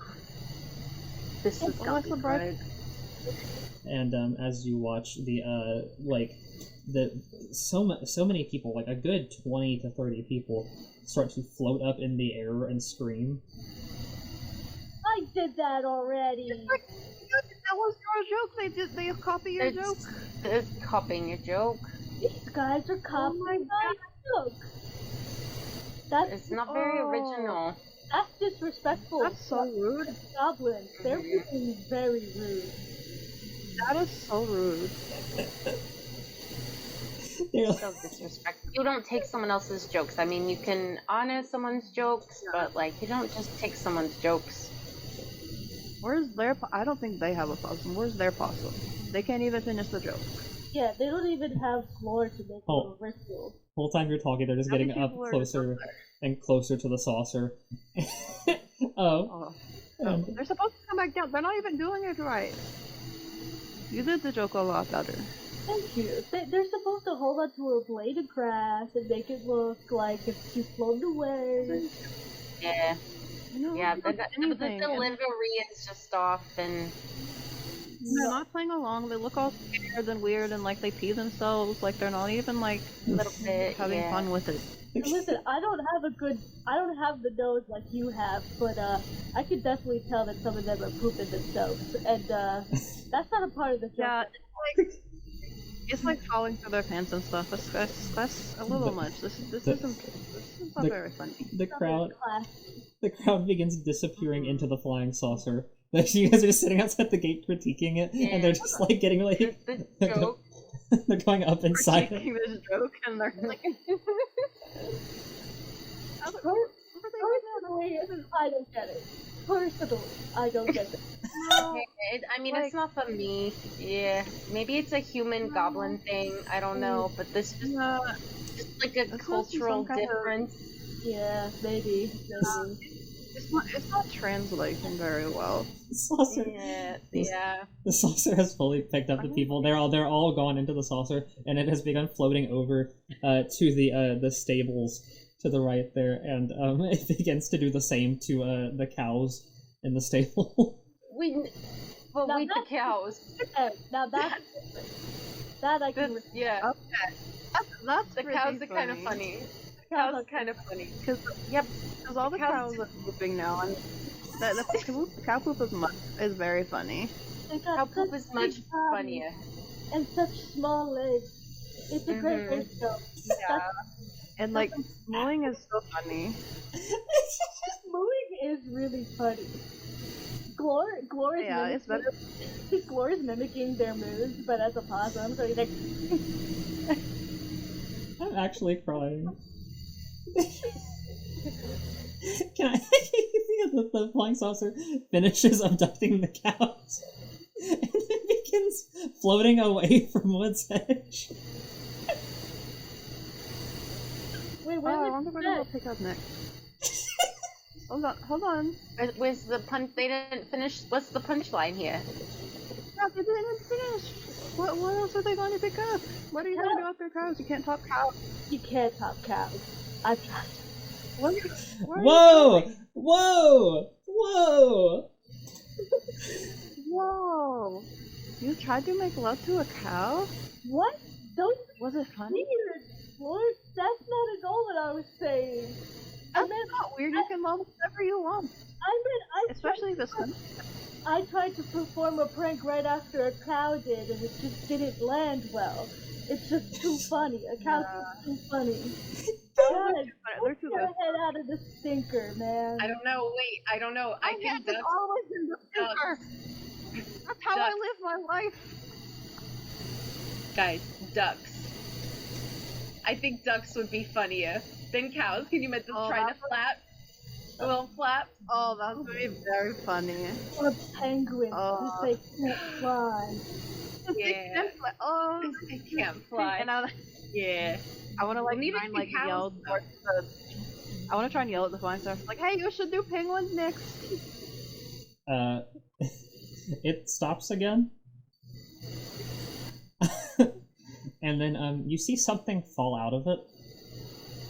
There we go. Oh, what if it's a duck? I gotta go slow it. Do they reverse it? So there's please there's I'm not putting any combat in this. I'm not putting any puzzles. It's just gonna be this for the next 30 minutes, and then we're done. I'm calling it. It's not goblins versus aliens. It's goblins critiquing aliens. It's like Aliens, a letterbox review by Goblin. Yeah, I was expecting you guys to be like Goblin Jackass or something, but like no, you're Goblin Siskel and Ebert. I think Fank, if the disc stops, I think Fank's gonna be like, hey, this is how you really do it, and then I'm gonna cast Dancing Light to copy what they did with the green light. And then I'm gonna cast the Hex Flight again and start doing my little axe, and I got Glor in it, and Ankle's in it too a little. He's like kicking his hind legs. Yeah, absolutely. And we're really making a meal of this. Okay, Ralph is gonna summon like the stupidest instrument they can think of, like a kazoo, and like play along to like make background music, like performance music. You're so stellar. Yeah. Wow, okay. Yeah. Okay, so whenever Splart first yelled at an object fell out of it, it looked like big and yellow, and like it hit the dirt behind, like it's like behind the stone wall where you can't see what it was. It's like kind of off in the trees a little bit, and then like the saucer stops as if like watching y'all's performance. Like it sees the green light and like the Ankle and Glor and Fank being taken away, the kazoo music, all of this spectacle, and there's like a beat. And then 3 more things fall out of it, and then it continues flying away. Whoa, delayed reaction. Yeah. They got too distracted with our great performance. Hey, Ralph, that kazoo action, totally loved it. I gotta add you to that. Very good. Yeah, I've been working on that too. Yeah, it's not doing so well in the reviews and the public, but we're workshopping it. Yeah. That was a good workshop. That was a joke. That was well done. Let's see what. Yeah, maybe they paid us for it. Maybe that was money. Maybe that was hat money. We have to go see. Oh yeah. Bird hat money. Yeah.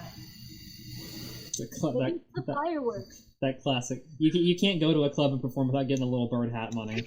And like, where do you spend it, folks? Anyway, Are you getting off the cart to investigate the objects? Yeah. Can we just drive the cart over there? Oh, you can't. Possible? No, you can. I was asking you if you were gonna dismount or if you were gonna drive around the wall. I don't think we're gonna drive. We don't want to leave Ankle behind. Absolutely, yeah. Ankle's all in now. We have to deliver the things because it's our job. It's very important. We don't want to abandon it. I want those firecrackers. I'm gonna make so many explosive smells. All right. You round the wall in the cart, and you begin to hear a strange noise again. It's kind of like that. You like get a faint like roaring like you heard with the flying saucer, that wom wom wom wom wom. But you also hear like a hiss, like a jet, like a what would it be to you guys? It sounds like. Does it sound like somebody peeing really hard? Kinda. Does it sound like when I step on Glor's tail on accident? Kinda. Oh. Yeah, a mix of those two. And as you round the bend here, and you see kind of skulking around the edge, there are 3 beings. They are about your height. They are gray all over. They are completely nude. They have these big almond-shaped black eyes, and they are each carrying you don't know what, a little device. It's like rounded. It's like rounded. It's got a big like protrusion out the front, and it has a trigger. You know enough to recognize it as a weapon. Oh, I've never seen an opossum like that before. That's crazy. Is that yin in that gut? Is that thing? And then behind them is the Oh, source. that'd be really funny. Behind them is the source of these noises. There is I don't even know how you guys would clock this. It is a yellow automaton. It is hovering off the ground, and on the end of its 6 or 7 appendages, there is a different tool. Some of which you recognize the purpose of. You've seen a drill, you've seen a hammer. Some of them you don't know. Like one of them is just spouting flame. One of them looks like a crab's claw.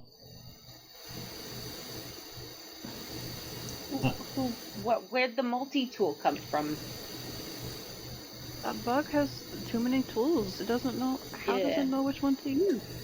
Oh, I want to name him Goreflagle too. I know a Goreflagle when I see one. We can get real confused with all these claws and fangs and ankles. Sorry, we gotta think of something better. Okay. How many? Are they actively hostile? Are they being hostile? So, or... I was letting you guys get it out of your system before I proceeded. So the 3 guys in the front are they're advancing on you. They have they're standing up. They walk stiff, and they're walking towards you with these devices pointed towards you. The automaton in the back is just gently floating behind them as if it's like a pet or something waiting for orders. The one in the front, he's slightly taller than the others. He's got a little it looks like a what to us would look like a fridge magnet stuck to his chest, just a little silver fridge magnet stuck to his chest. He points to you with the hand that isn't holding the laser gun, and he says to you,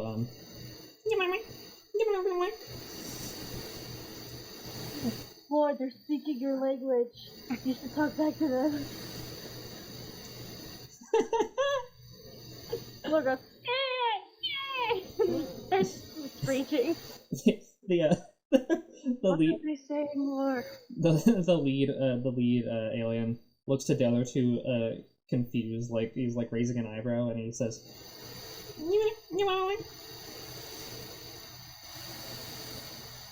and then he swings the device in his hand over to Ralph, and points at him and says, I think he wants you to do one of your jokes. Oh, Lord. Oh, is that what they're saying? Oh, it's like one of those. You show me at mine, and you show me yours, and I'll show you my situation. They did big prank. Now it's. Do you want a joke? I'll do a joke, or do you want a prank? I got options. Yeah, he looks. Maybe you should try both. He looks puzzled, and he looks like he's almost revving up his lips to try to pronounce the word, and he goes, prank. Oh well. Sorry, man. I can't do a prank on someone I never met. My name's Ralph. How you doing? And he puts out his hand. And you put out your hand. The aliens step back, and they all look at each other, panicked, and go, and they raise the devices towards you, in what looks like a hostile gesture. Oh no! I mean, do you not like my prank? I mean, you said prank, and I don't. Do you want a different prank, or?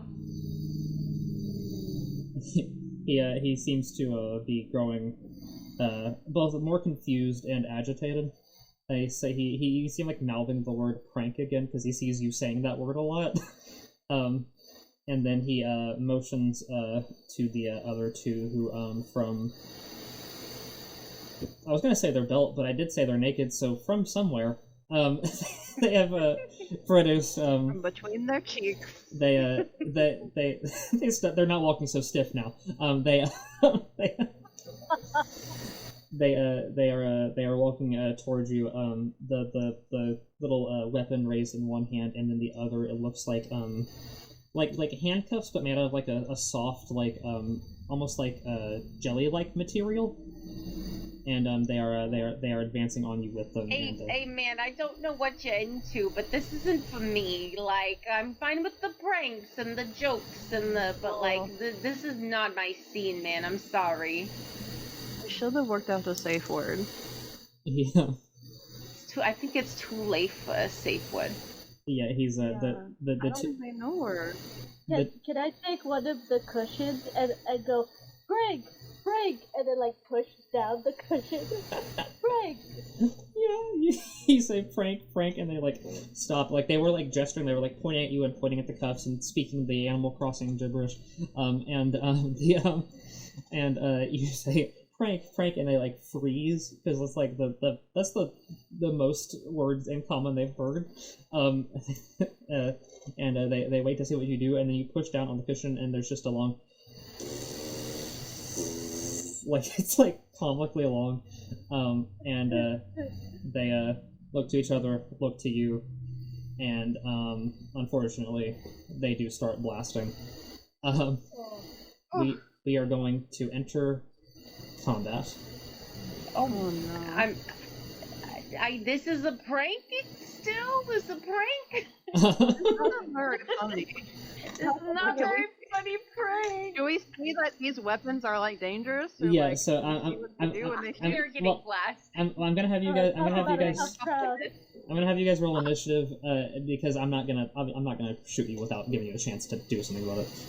Do it. I thought maybe they just missed for fun. I rolled You gotta bonus round.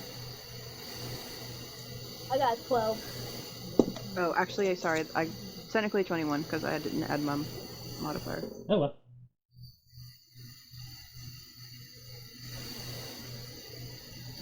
So 19. Oh, okay, excellent. Quick reflexes. So that's a 20. We've had things score for this before. We're goblins. 21 for Splart, 19 for Ralph. That's a 12, right, for Glorfankel. Excellent. You know it. Alright, so here is our combat order. I'm gonna just read it out loud. I'll call out whose turn it is once your turn, so like don't feel the need to like memorize this. I don't need Siri to dictate these notes. She turned on and started reading out to me the battle report. Like, thank you, but I got it. Okay, so battle order is Splart, then Ralph, then 2 of the aliens, then Splartholomew, then Glorfankel, then the machine, and then the last alien. That is our order of combat. So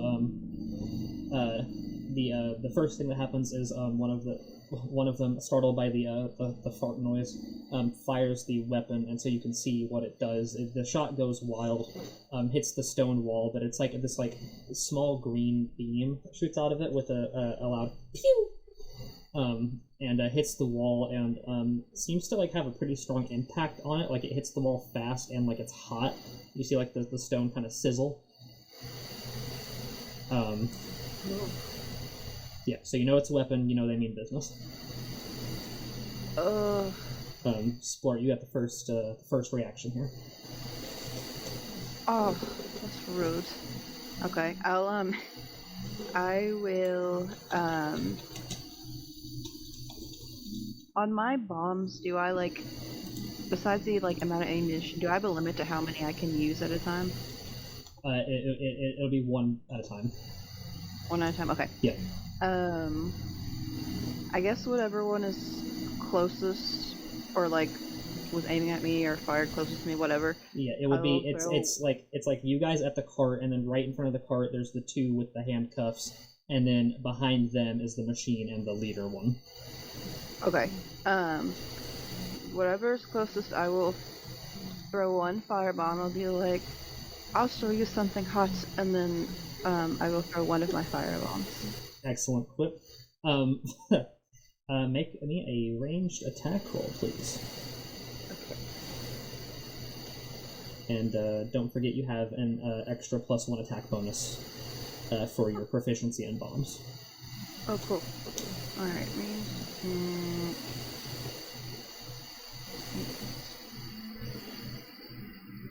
14. 14. That will... The attack itself will not hit. You toss it kind of in the middle of them. However, the fire that it causes, the bomb, starts smoking and then blows up in the middle of them, and it's a area of effect weapon. So all the terrain around it kind of catches on fire, and for the next round, it's going to damage them if they can't get away from the fire. Okay, close enough. So yeah, you got their feet hot.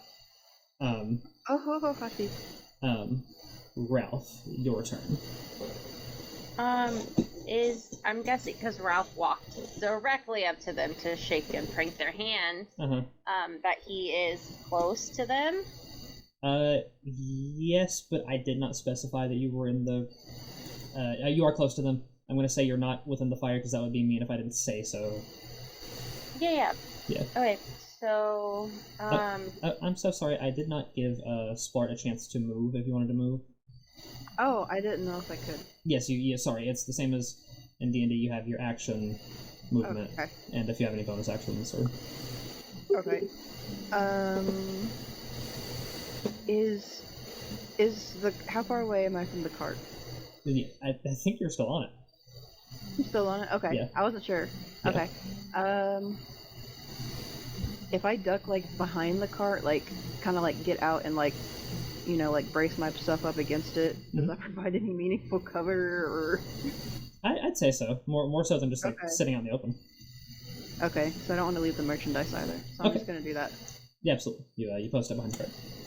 All right, Ralph. Yeah, so he is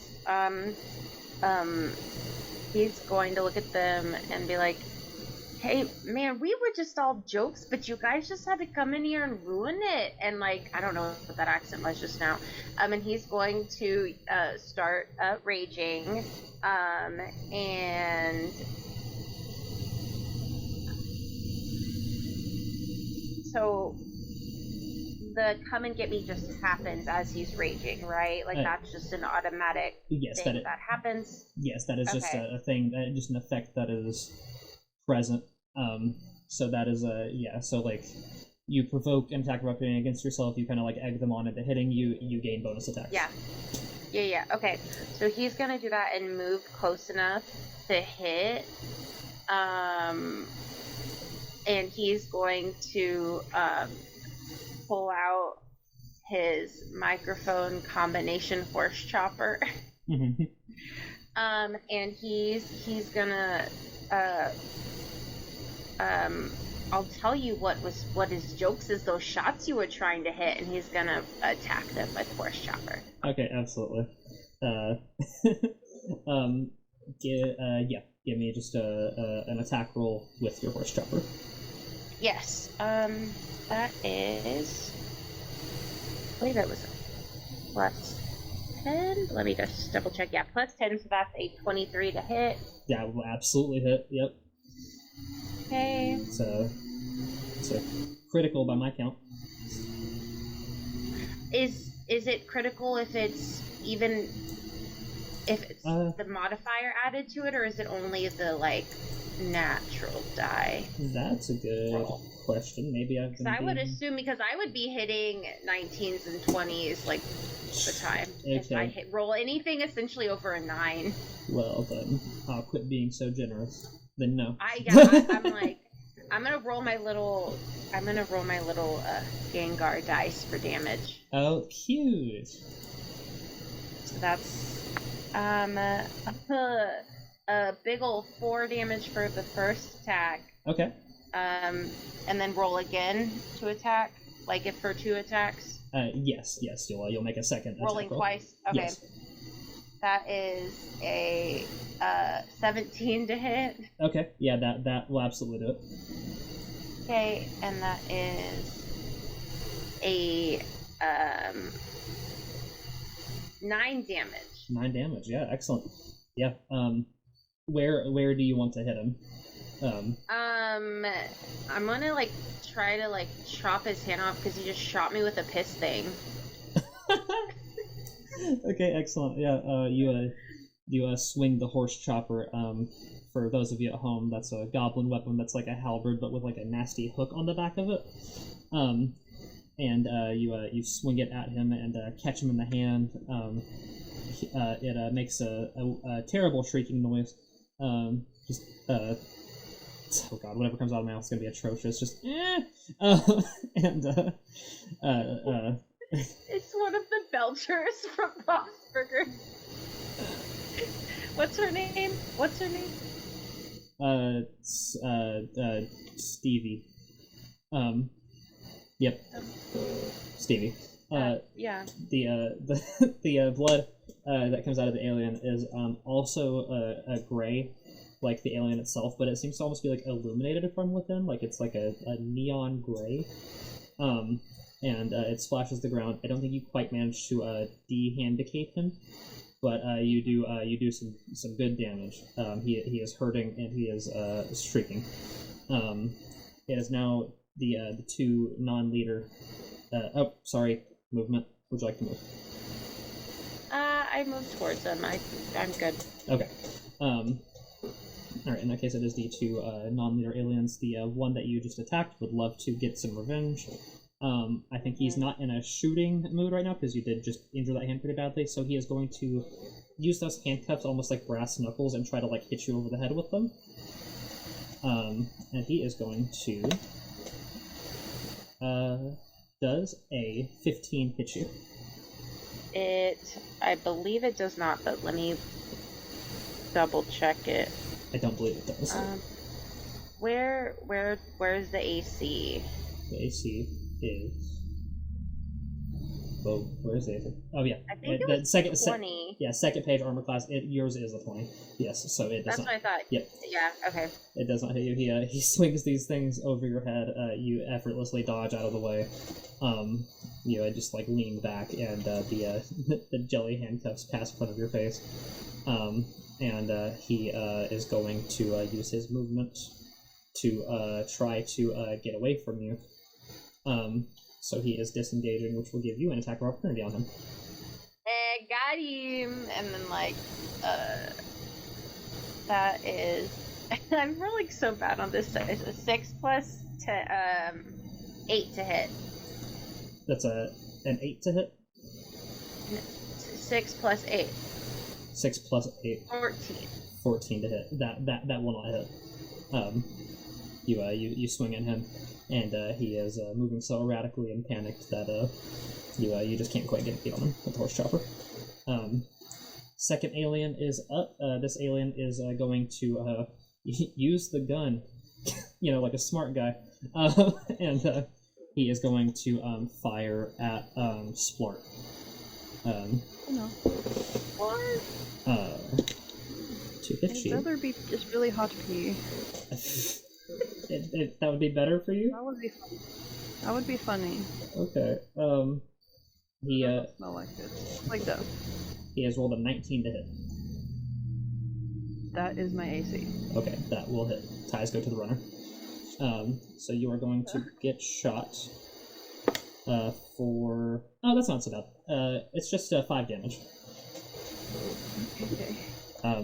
It's just a glancing shot.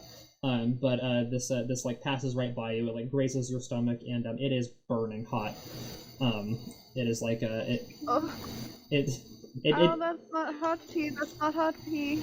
Yeah, it's like it is like a superheated like kind of plasma thing. So it's a little wet. You think maybe it could be pee for a moment? Well, okay. Maybe it's hot pee, you guys. No. But it hurts a lot. It's not funny. And he is not going to move. He's not scared. Is Very scary. Is a Splart Tholomew's turn.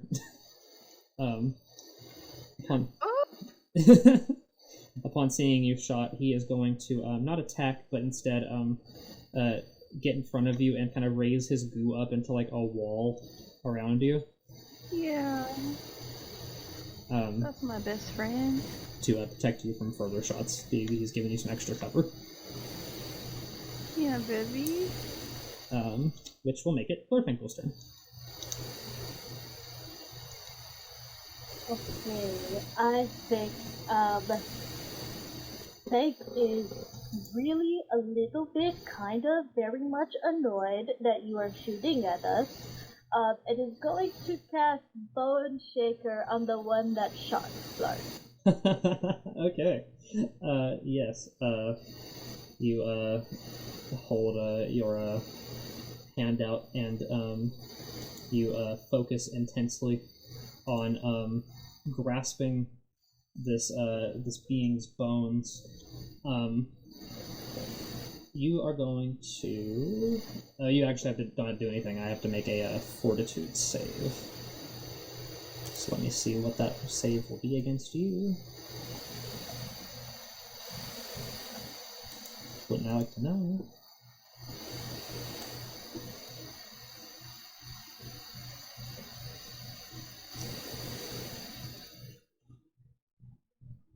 So sorry, y'all. Gotta find the spell save DC here. I even put it on the sheet, which I bet I didn't. It's okay, I'm looking for a regular ass pin, and of course I never have a regular ass pin when I need a regular ass pin. Yeah. Actually, you have to hit a nat 20 in order to save with myself. Is that true? No. Okay, cool. Yeah, I didn't think so. Yeah. Hey. Okay, that's going to be you at level 5. And the modifier is... Okay. Yes, got it. For future reference, it is a 19. That I have to hit. That was close. Yeah. So... Gonna roll fortitude. Not even a little bit does it save. So, now you get to do,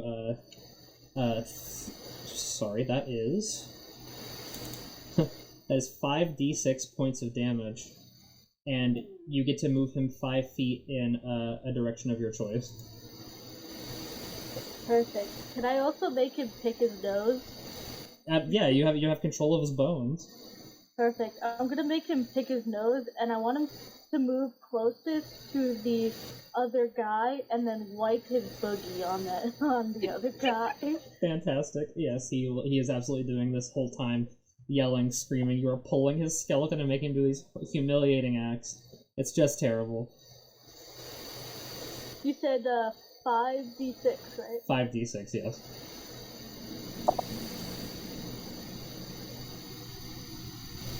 It's 15. That's 15 points of damage? Yes. Okay, got it. The whole time I'm going, a prank! A parade! While making him pick his nose. Oh my god, yeah, absolutely. He's like rattling, shaking over to the other one, screeching the Bob's Burgers screech. And you make him pick his nose and wipe it on the other guy, and by the time the spell ends, he's like fallen to his knees, just like in pain and embarrassment.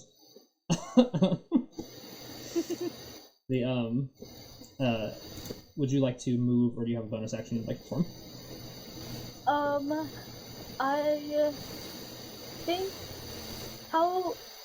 I think I'm gonna move closer to them. Okay, absolutely. With Glor, and I think Glor's just on my shoulder. Got it. Yes, you're more than safe to do that. They're occupied, dying. It is, in that case, you will move closer to them, and it is now that machine's turn. That leader alien taps the little magnet thing on his chest and points to you, the three of you rather, and the machine advances on you.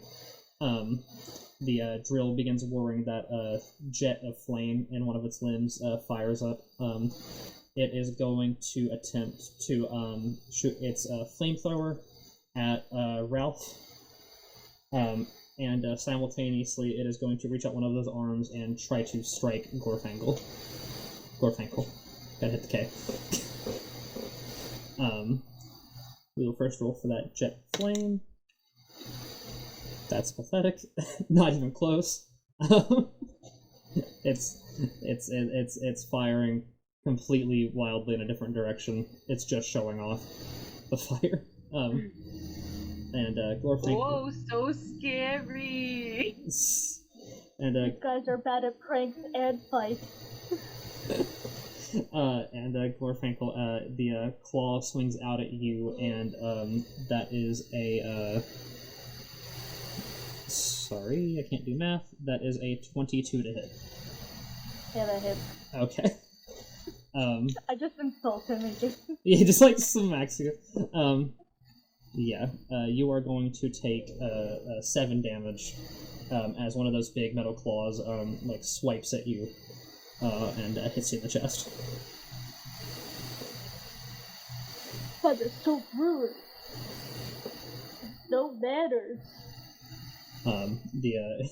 As you like get knocked back by the claw, the machine beeps out prank.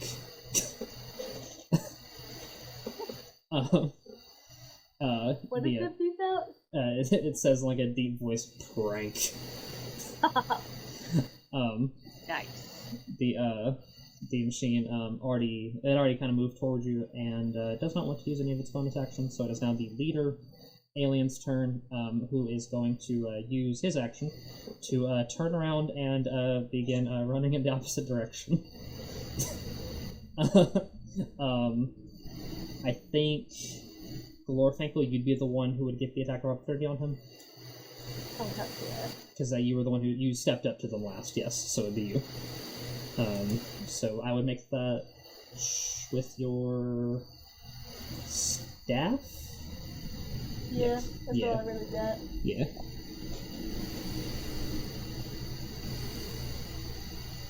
That's what that was. That's what that was. Not quite gonna catch him with that one. Yeah, Oh, I hit myself with the staff. Oh god. yeah, you're concussed from the claw hitting you, and so you like go to swing at him and you bonk yourself on the head. Oh, You narrowly miss hitting Glorf. Glor's laughing at me.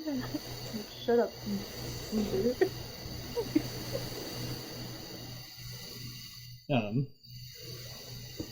Yeah, we're back to the top of the round, with, Splart. Oh man. How far away has the leader thing gotten? He is, he's free, he's not, well, not that far away. His movement speed's 30 feet, so he's 30 feet away. Okay. Oh. Can I use a feat as a bonus action? What is it? Well, it sounds like almost like an ability he has. So, it's Goblin Eidolon, where it's like, it says your Eidolon gains permanent fire resistance and resistance to energy attacks. Yes. Is that what the Pistons are? I don't know that you'd know. Until one hits him. His theme. Yeah. I don't know that you'd know. Yeah. Okay, well, I guess we'll find out once if he gets hit, you'd be in my shield. Yeah. I just didn't know if I had to, like, use something to activate that or what. No, that's just a buff to your Eidolon. That's just That's happens. something he got. Okay. Yeah. Okay. 30 feet away. I don't think I can run that fast. I sure cannot. Ooh. Your goblins, you got short legs. I do. How far away is leader guy from like anybody else on his team? Well, really, it'd be 30 feet away from them. It'd probably be farther from you because you're behind the cart. Oh. Yeah. okay. Oh, dang. Oh, I don't know if we're getting... Well, actually...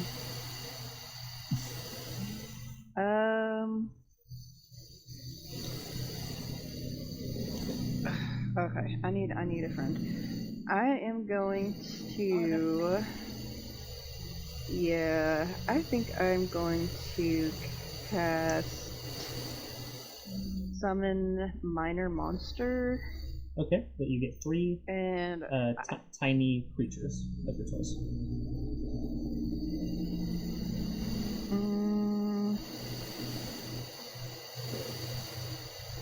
Let's see.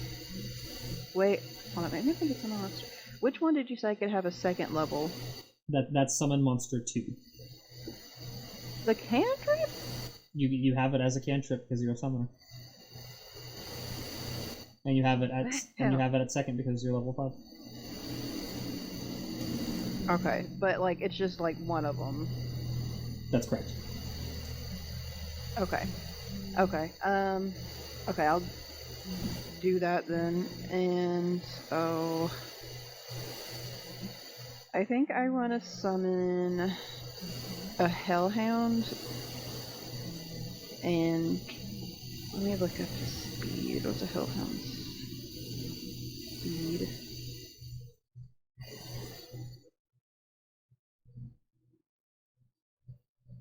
It's probably not enough, but we'll see.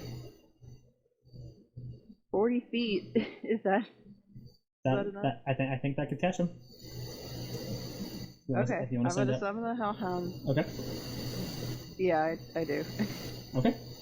You summon a hellhound, and yeah, I'm gonna summon the hellhound, and yes. Okay, and you're like, go get it, boy. All right. Yeah, you summon a hellhound. This great smoking, evil-looking dog appears from the ether, and it barks and runs toward him. Let me make sure I have his stats.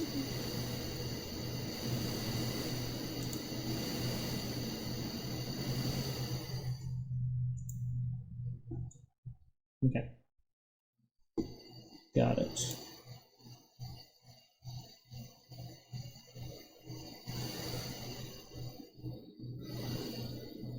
Right. Yes, it runs after him and is going to try to attack him to stop him. It is going to use its breath weapon. Going to breathe fire and crits on that. So let's see how much damage that ends up being.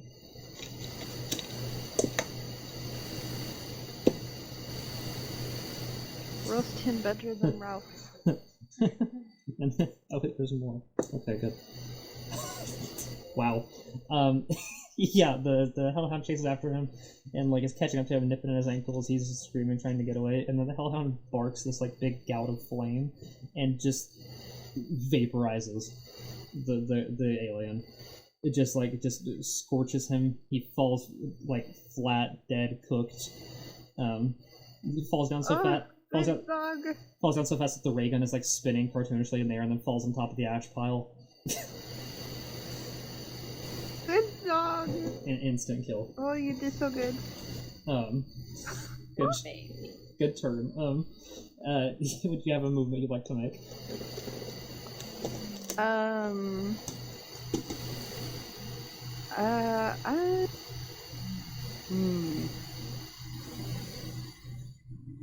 Yeah. Let's see, 30 feet. How far away are the other things? Not far from you.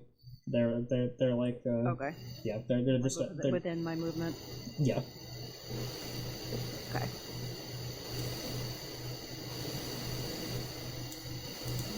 You know, I think I'm gonna stay right where I am behind my vehicle. Tess, you're frozen. How long does my hellhound stay? Oh. You're back now. Tell me when I'm unfrozen. Okay. How long is my hellhound gonna stay again? Just for one round, so about a minute. Like a minute, isn't it? Yep. 1 round. Okay. Okay.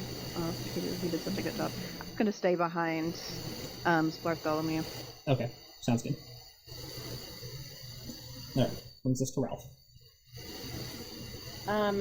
Is the guy still in front of me?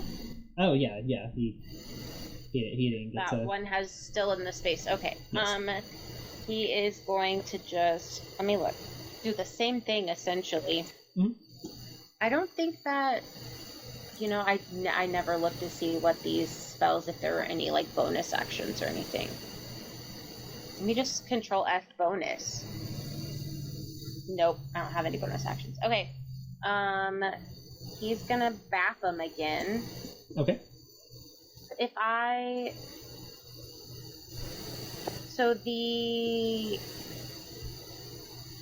For doing the attacks, so it's just an extra attack. That attack doesn't have to be a weapon attack. That could also be a spell, right? For raging?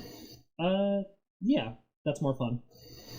Yeah, okay, cool. Even if that's not how it goes, I want to allow it. It just says attack. It doesn't say what, or no, I think it even says, it just says attack. It doesn't say what kind. So I'll give you a spell attack. I'm good with that. Yeah. So he's going to hit the guy in front of him with his axe, and then one time, and then be like, "Ha! Gotcha!" really loud into his microphone, and cast sound burst. Excellent. Okay. All right. Switching dice though, because not that one. Yeah. Okay. So for sound burst, that is every creature in a 25-foot range takes 1d8 points of sonic damage. That's automatic, and then must succeed on a Fortitude save to avoid being stunned for 1 round. Now, Glorfinkel, you are within that range.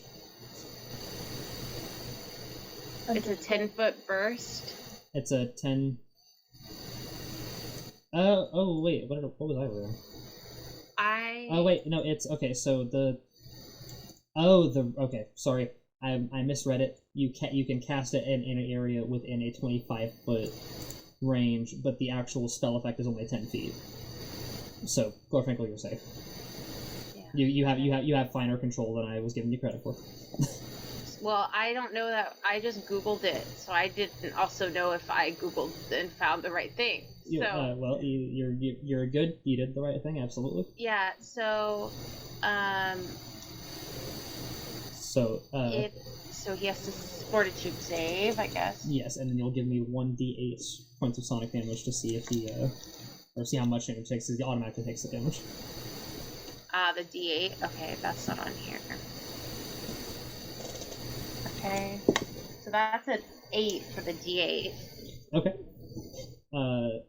Well then, that's no need to roll the Fortitude save because with the scream, he clutches his ears and some of that gray neon blood spurts out of them, and he falls over, quite dead. So I didn't even need to hit it with the other one. Is anything else in range? That other one, because it was forced to walk over there and wipe its booger on him. Oh, that's true. So he would be sound bursted. You're so right, he would be. Give me another d8 roll. That's a 6. Okay, he doesn't straight up die, but he doesn't like it either. He is wounded by that. But he does make the Fortitude save. Okay. So he is feeling bad. His bones hurt, his head hurts, but he's somehow keeping his wits about him. I still have my. That was just one attack, so I can do a regular horse chopper attack, which is a 24 to hit. Yeah, I knew it was coming. I just wanted to give him his last moments of dignity. Choppy. Before you horse chop him to oblivion. Choppy. Yeah, I mean it's one fell swoop. It's just you put the hook under his neck and think nothing. Good tissue paper. If only you guys went down with the pranks. All what happens when prank goes wrong. Yeah, that's what happens. Yeah, no, it's a sad Natural thing. consequences, you know? Sad. Excellent work. Would you like to move? What else is like the big ant multi-tool thing? Is there Yes. right? Yeah, that's the only hostile left. As what Ralph would. It's got 6 legs and it's got tools. It's a multi-tool ant. It's gonna go towards the multi-tool ant. Okay, got it. You approach the multi-tool ant. Got it. Okay.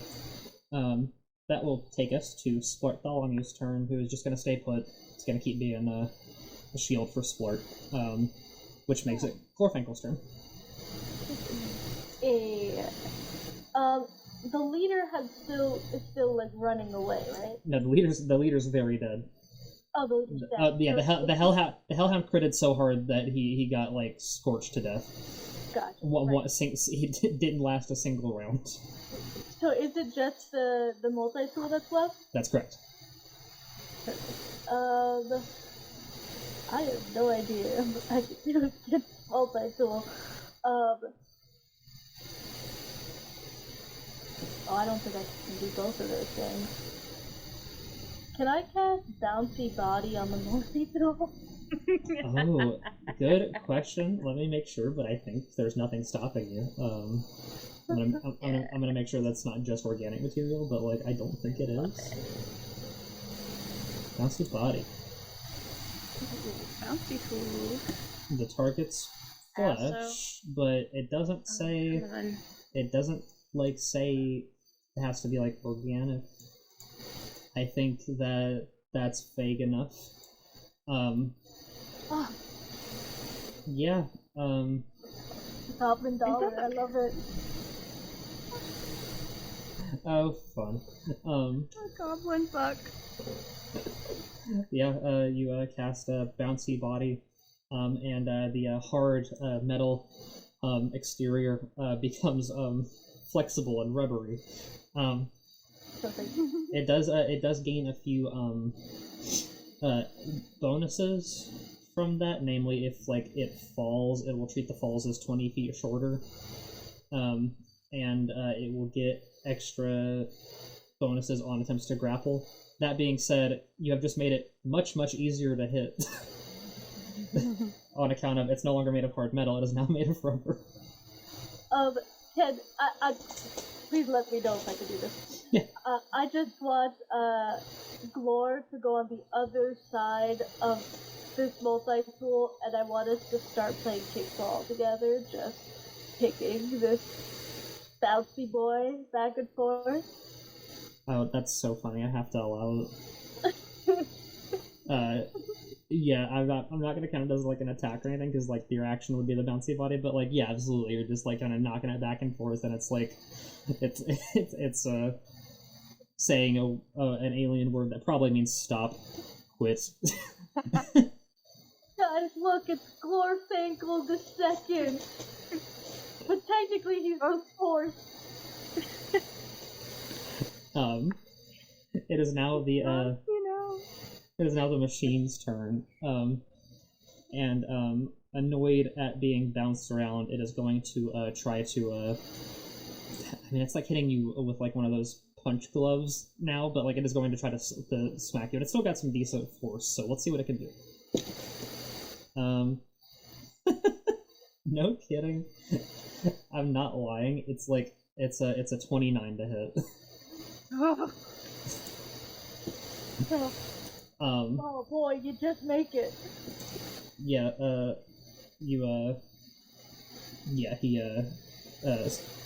it rather swings this its rubbery now appendage up and bonks you on the head for 6 damage. That's the first time I've been bonked on the head. You gotta try harder than that. That would explain a lot. What's that supposed to be? Your spell smells very thick.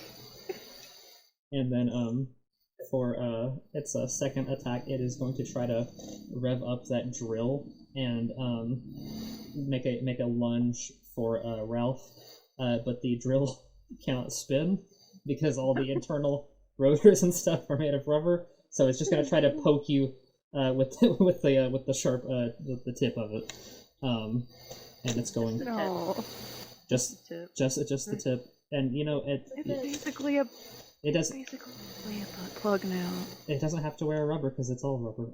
It's sorry, it's 18. It's an 18 to hit. It's not hit. Yeah, it's the rubber drill is not even spinning. It bounces harmlessly off your chest. It's just boink. Which That's funny. Which brings us back to the sport of the round. Oh, sport of the round. I see what you did there.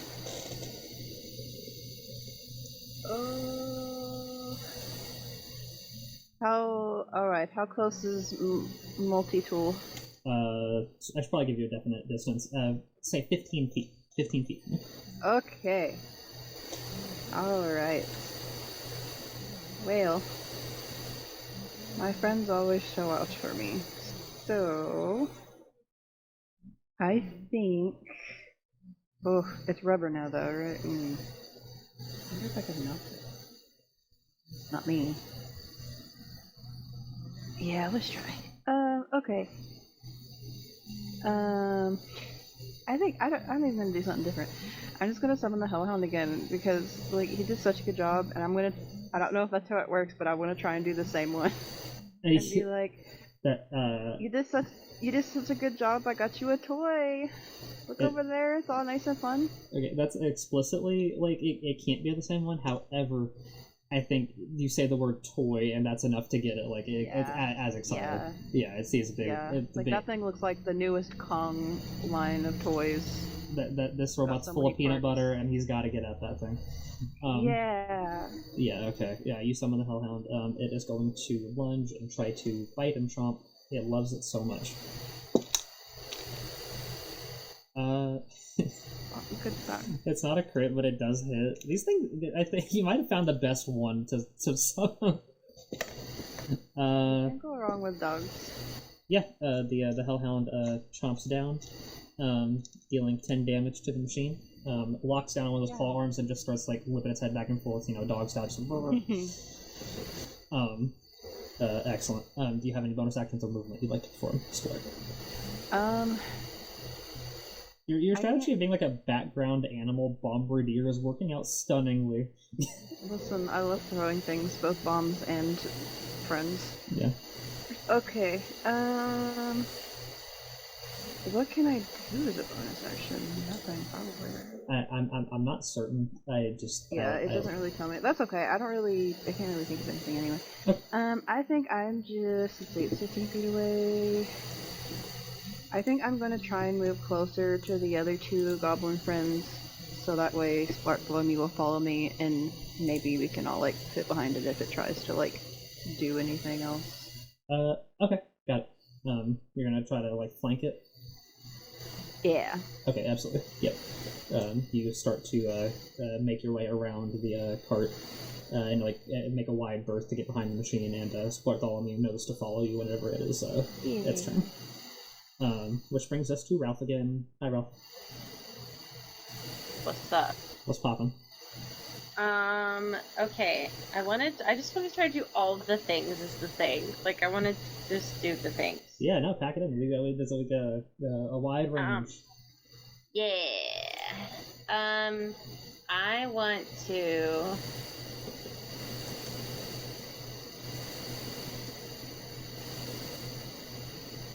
Is this thing... Oh, but this is funny. Is it still all rubbery? It is, well, let me make sure. Yeah, it's 10 minutes. Dang, okay. Well, because Bouncy Body is normally like a spell you use for like beneficial stuff, but like in this case... It's just funny. So he wants to,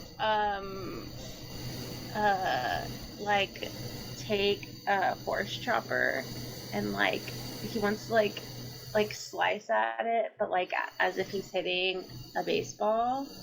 Oh. Like, hey, Fink, go catch! Oh, absolutely. You can be the I can't think of a good goblin baseball pun. Barry Dobbs, that's nothing.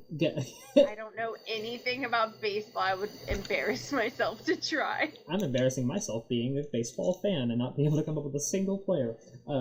So go ahead and swing. Ralph, my favorite baseball player. That's a 23 to hit. That will do it. This is baseball. No, this is baseball. No, this is baseball. Yeah, give me that horse chopper damage. This thing is horse chopper's a rough customer of a weapon. All my other all of my Ghibli D6 are in the other room. Boo. Boo. Gotta do boring D6. That's 7 damage. Excellent. Yeah, you get a good slash across the front of it. That face plate.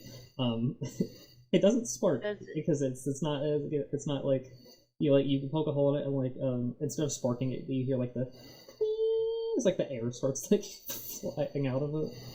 Does it go towards Fank at all though? Or do I just slice at it?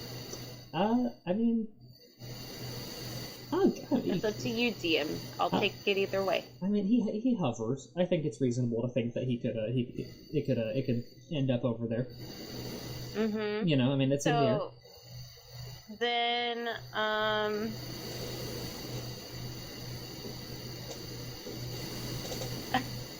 dang it! Wait, that's too far away. Oh, that would have been funny. I'll do it next time if it's still there. What is it you want to do? I mean, I want to light an object so it can go further. Why not? Let's just do it. I mean, it's funny. Out of the park. Its weight decreases by half if it's cast on armor. The AC goes down by 1. Okay. Yeah. Yeah. You poke a hole in it and you lighten it. So like, whenever you hit it, then yes, absolutely, you move it. You like goes play ball. Yeah. No. You knock it far away. I mean, it is in the air. How long does that last? The lighten object? The lighten object. Yeah, no idea. I didn't find that bit. That's fine. I got you. That is going to last you 1 minute, so about a round. Okay. Yeah. Okay, then Ralph, if you don't have any moves, it will be Splartholomew's turn, who is just going to move with Splart again, because that's what it was told to do. Which brings us to Glorthankle again. Your only enemy is in the air. Oh, it's my turn. Oh my God. It's your turn. Yeah. Sorry. No, you're... It's in the air, huh? How high in the air? Like, how far away is it from us? 20 feet. I don't know if that's a reasonable distance, but it's funny to imagine it getting knocked that far.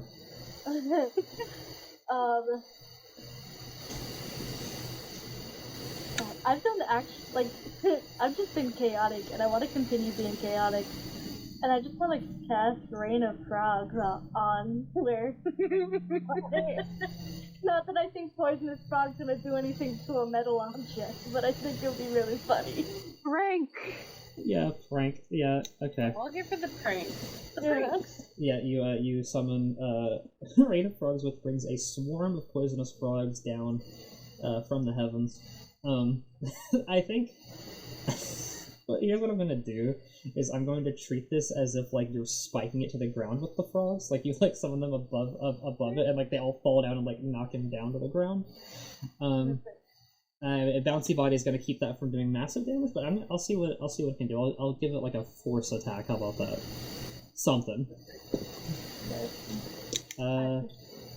It's funny. I gotta reward you for using poisonous frogs against a creature that cannot be poisoned and is not threatened by frogs. What is frog? Frog? I think after I try to catch him, after Ralph hit him with the sword, I go, Smorefankle the second, and then I cast this rain of frogs, and I go little Smorefankles, get revenge. Yeah, they all Everyone's named Smorefankle. they all they all land on top of him, and like, here's the image that plays out in front of you. This rubbery, steadily deflating robot flies flying up in the air, and then is suddenly met mid-air with this downward force of a good couple hundred tiny frogs that just like smack into it. It goes plummeting to the ground, hits the ground, bounces once, and then the frogs land back on top of it, like just like slamming into the ground, and it's just like boom, thud, and then like just like for a while after, it's just like the sound of more frogs hitting it, just thunk, thunk, thunk, thunk, thunk, like soft rain. Just slap it. And then the whole time there's just a as it's like slowly deflating under the weight of the frogs, and it keeps deflating and deflating until it is flattened beneath them, and it's just all the frogs are like hopping off of it. The frogs were so bouncy, and he was so bouncy. It makes sense. Where you coming from? And with that, defeated is the machine. Good prank, good prank. That was a good prank, you guys. That was a lot of fun. Yeah, the machine lies deflated in front of you. A ton of frogs hopping off of it, and like you guys are like having to dodge around them because they're still poison frogs to you. So they're just like out here. You've destroyed the local ecosystem. But you've got a good decade before you have to think about that. You're looking around all these alien corpses.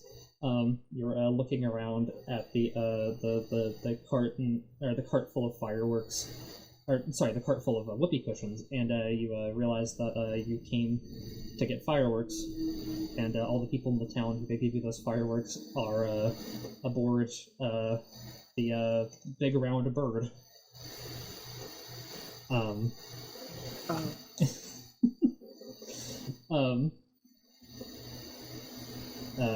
Gazing off into the distance, you see the big round bird approaching what looks like a hole in a distant mountain, and from deep within that flying saucer, that alien craft, you hear the unmistakable sound of two small gray hands pressing on each side of a whoopee cushion. And as the camera smashes to black, it's a long, sustained fart. So good. And Beautiful. So good. will our heroes earn their firework reward? Will these aliens learn the meaning of pranks? Will anyone think of the cows? I hope you know the first thing we'll do if we do come back is fuck around with that gun and probably like get something shot. Oh yeah, no, I have no choice but to continue the story. You have access to a ray gun. You have access to alien technology. It's I need to see what you guys can do with futuristic pranks, but unfortunately, that is all the time we have for tonight. I want to thank all of you for playing with me. I hope you had a good time. I had a great time. Oh my god. So fun. That was so much fun. Thank you. Yeah. That was so great. Of course, yeah. So good. I need to see what show is next so I can plug it accurately.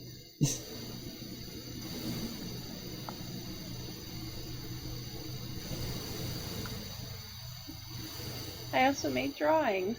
I made another one. Oh, please show it. Please. I'll wait until we're done recording because I'll have to turn off my background so you can see it. Okay, got it. Okay. Alright, so, yeah. Thank y'all again for playing, and thank you at home for listening. I hope you had a fun with us on this incredibly silly journey into Pathfinder. I really encourage you to check out the game and to check out all the other episodes in the Summer of TTRPGs. We're showing off a ton of great games, most of which are much newer and simpler than Pathfinder to understand. So if that's more your steez, I highly would guide you to check out those episodes and get introduced to some new stuff and some other really funny people. Next episode on June 13th, we have a Dressed for Death in the Fate 4 system, which is very exciting. I've seen some stuff from that game. I think it's going to be really fun to watch. Yeah, check it out. Check out the regular Portent Kast as well. It's fantastic. Do y'all have anything else to say? Anything else to plug before we wrap up? I'll take that as a no. Well, thank you all. Yeah, thank you all for joining us. I've been Alice, Elizabeth, Harlow, Leslie. That's 4 names. Don't forget them. And see you next time. Bye. 4 names. Bye. So long.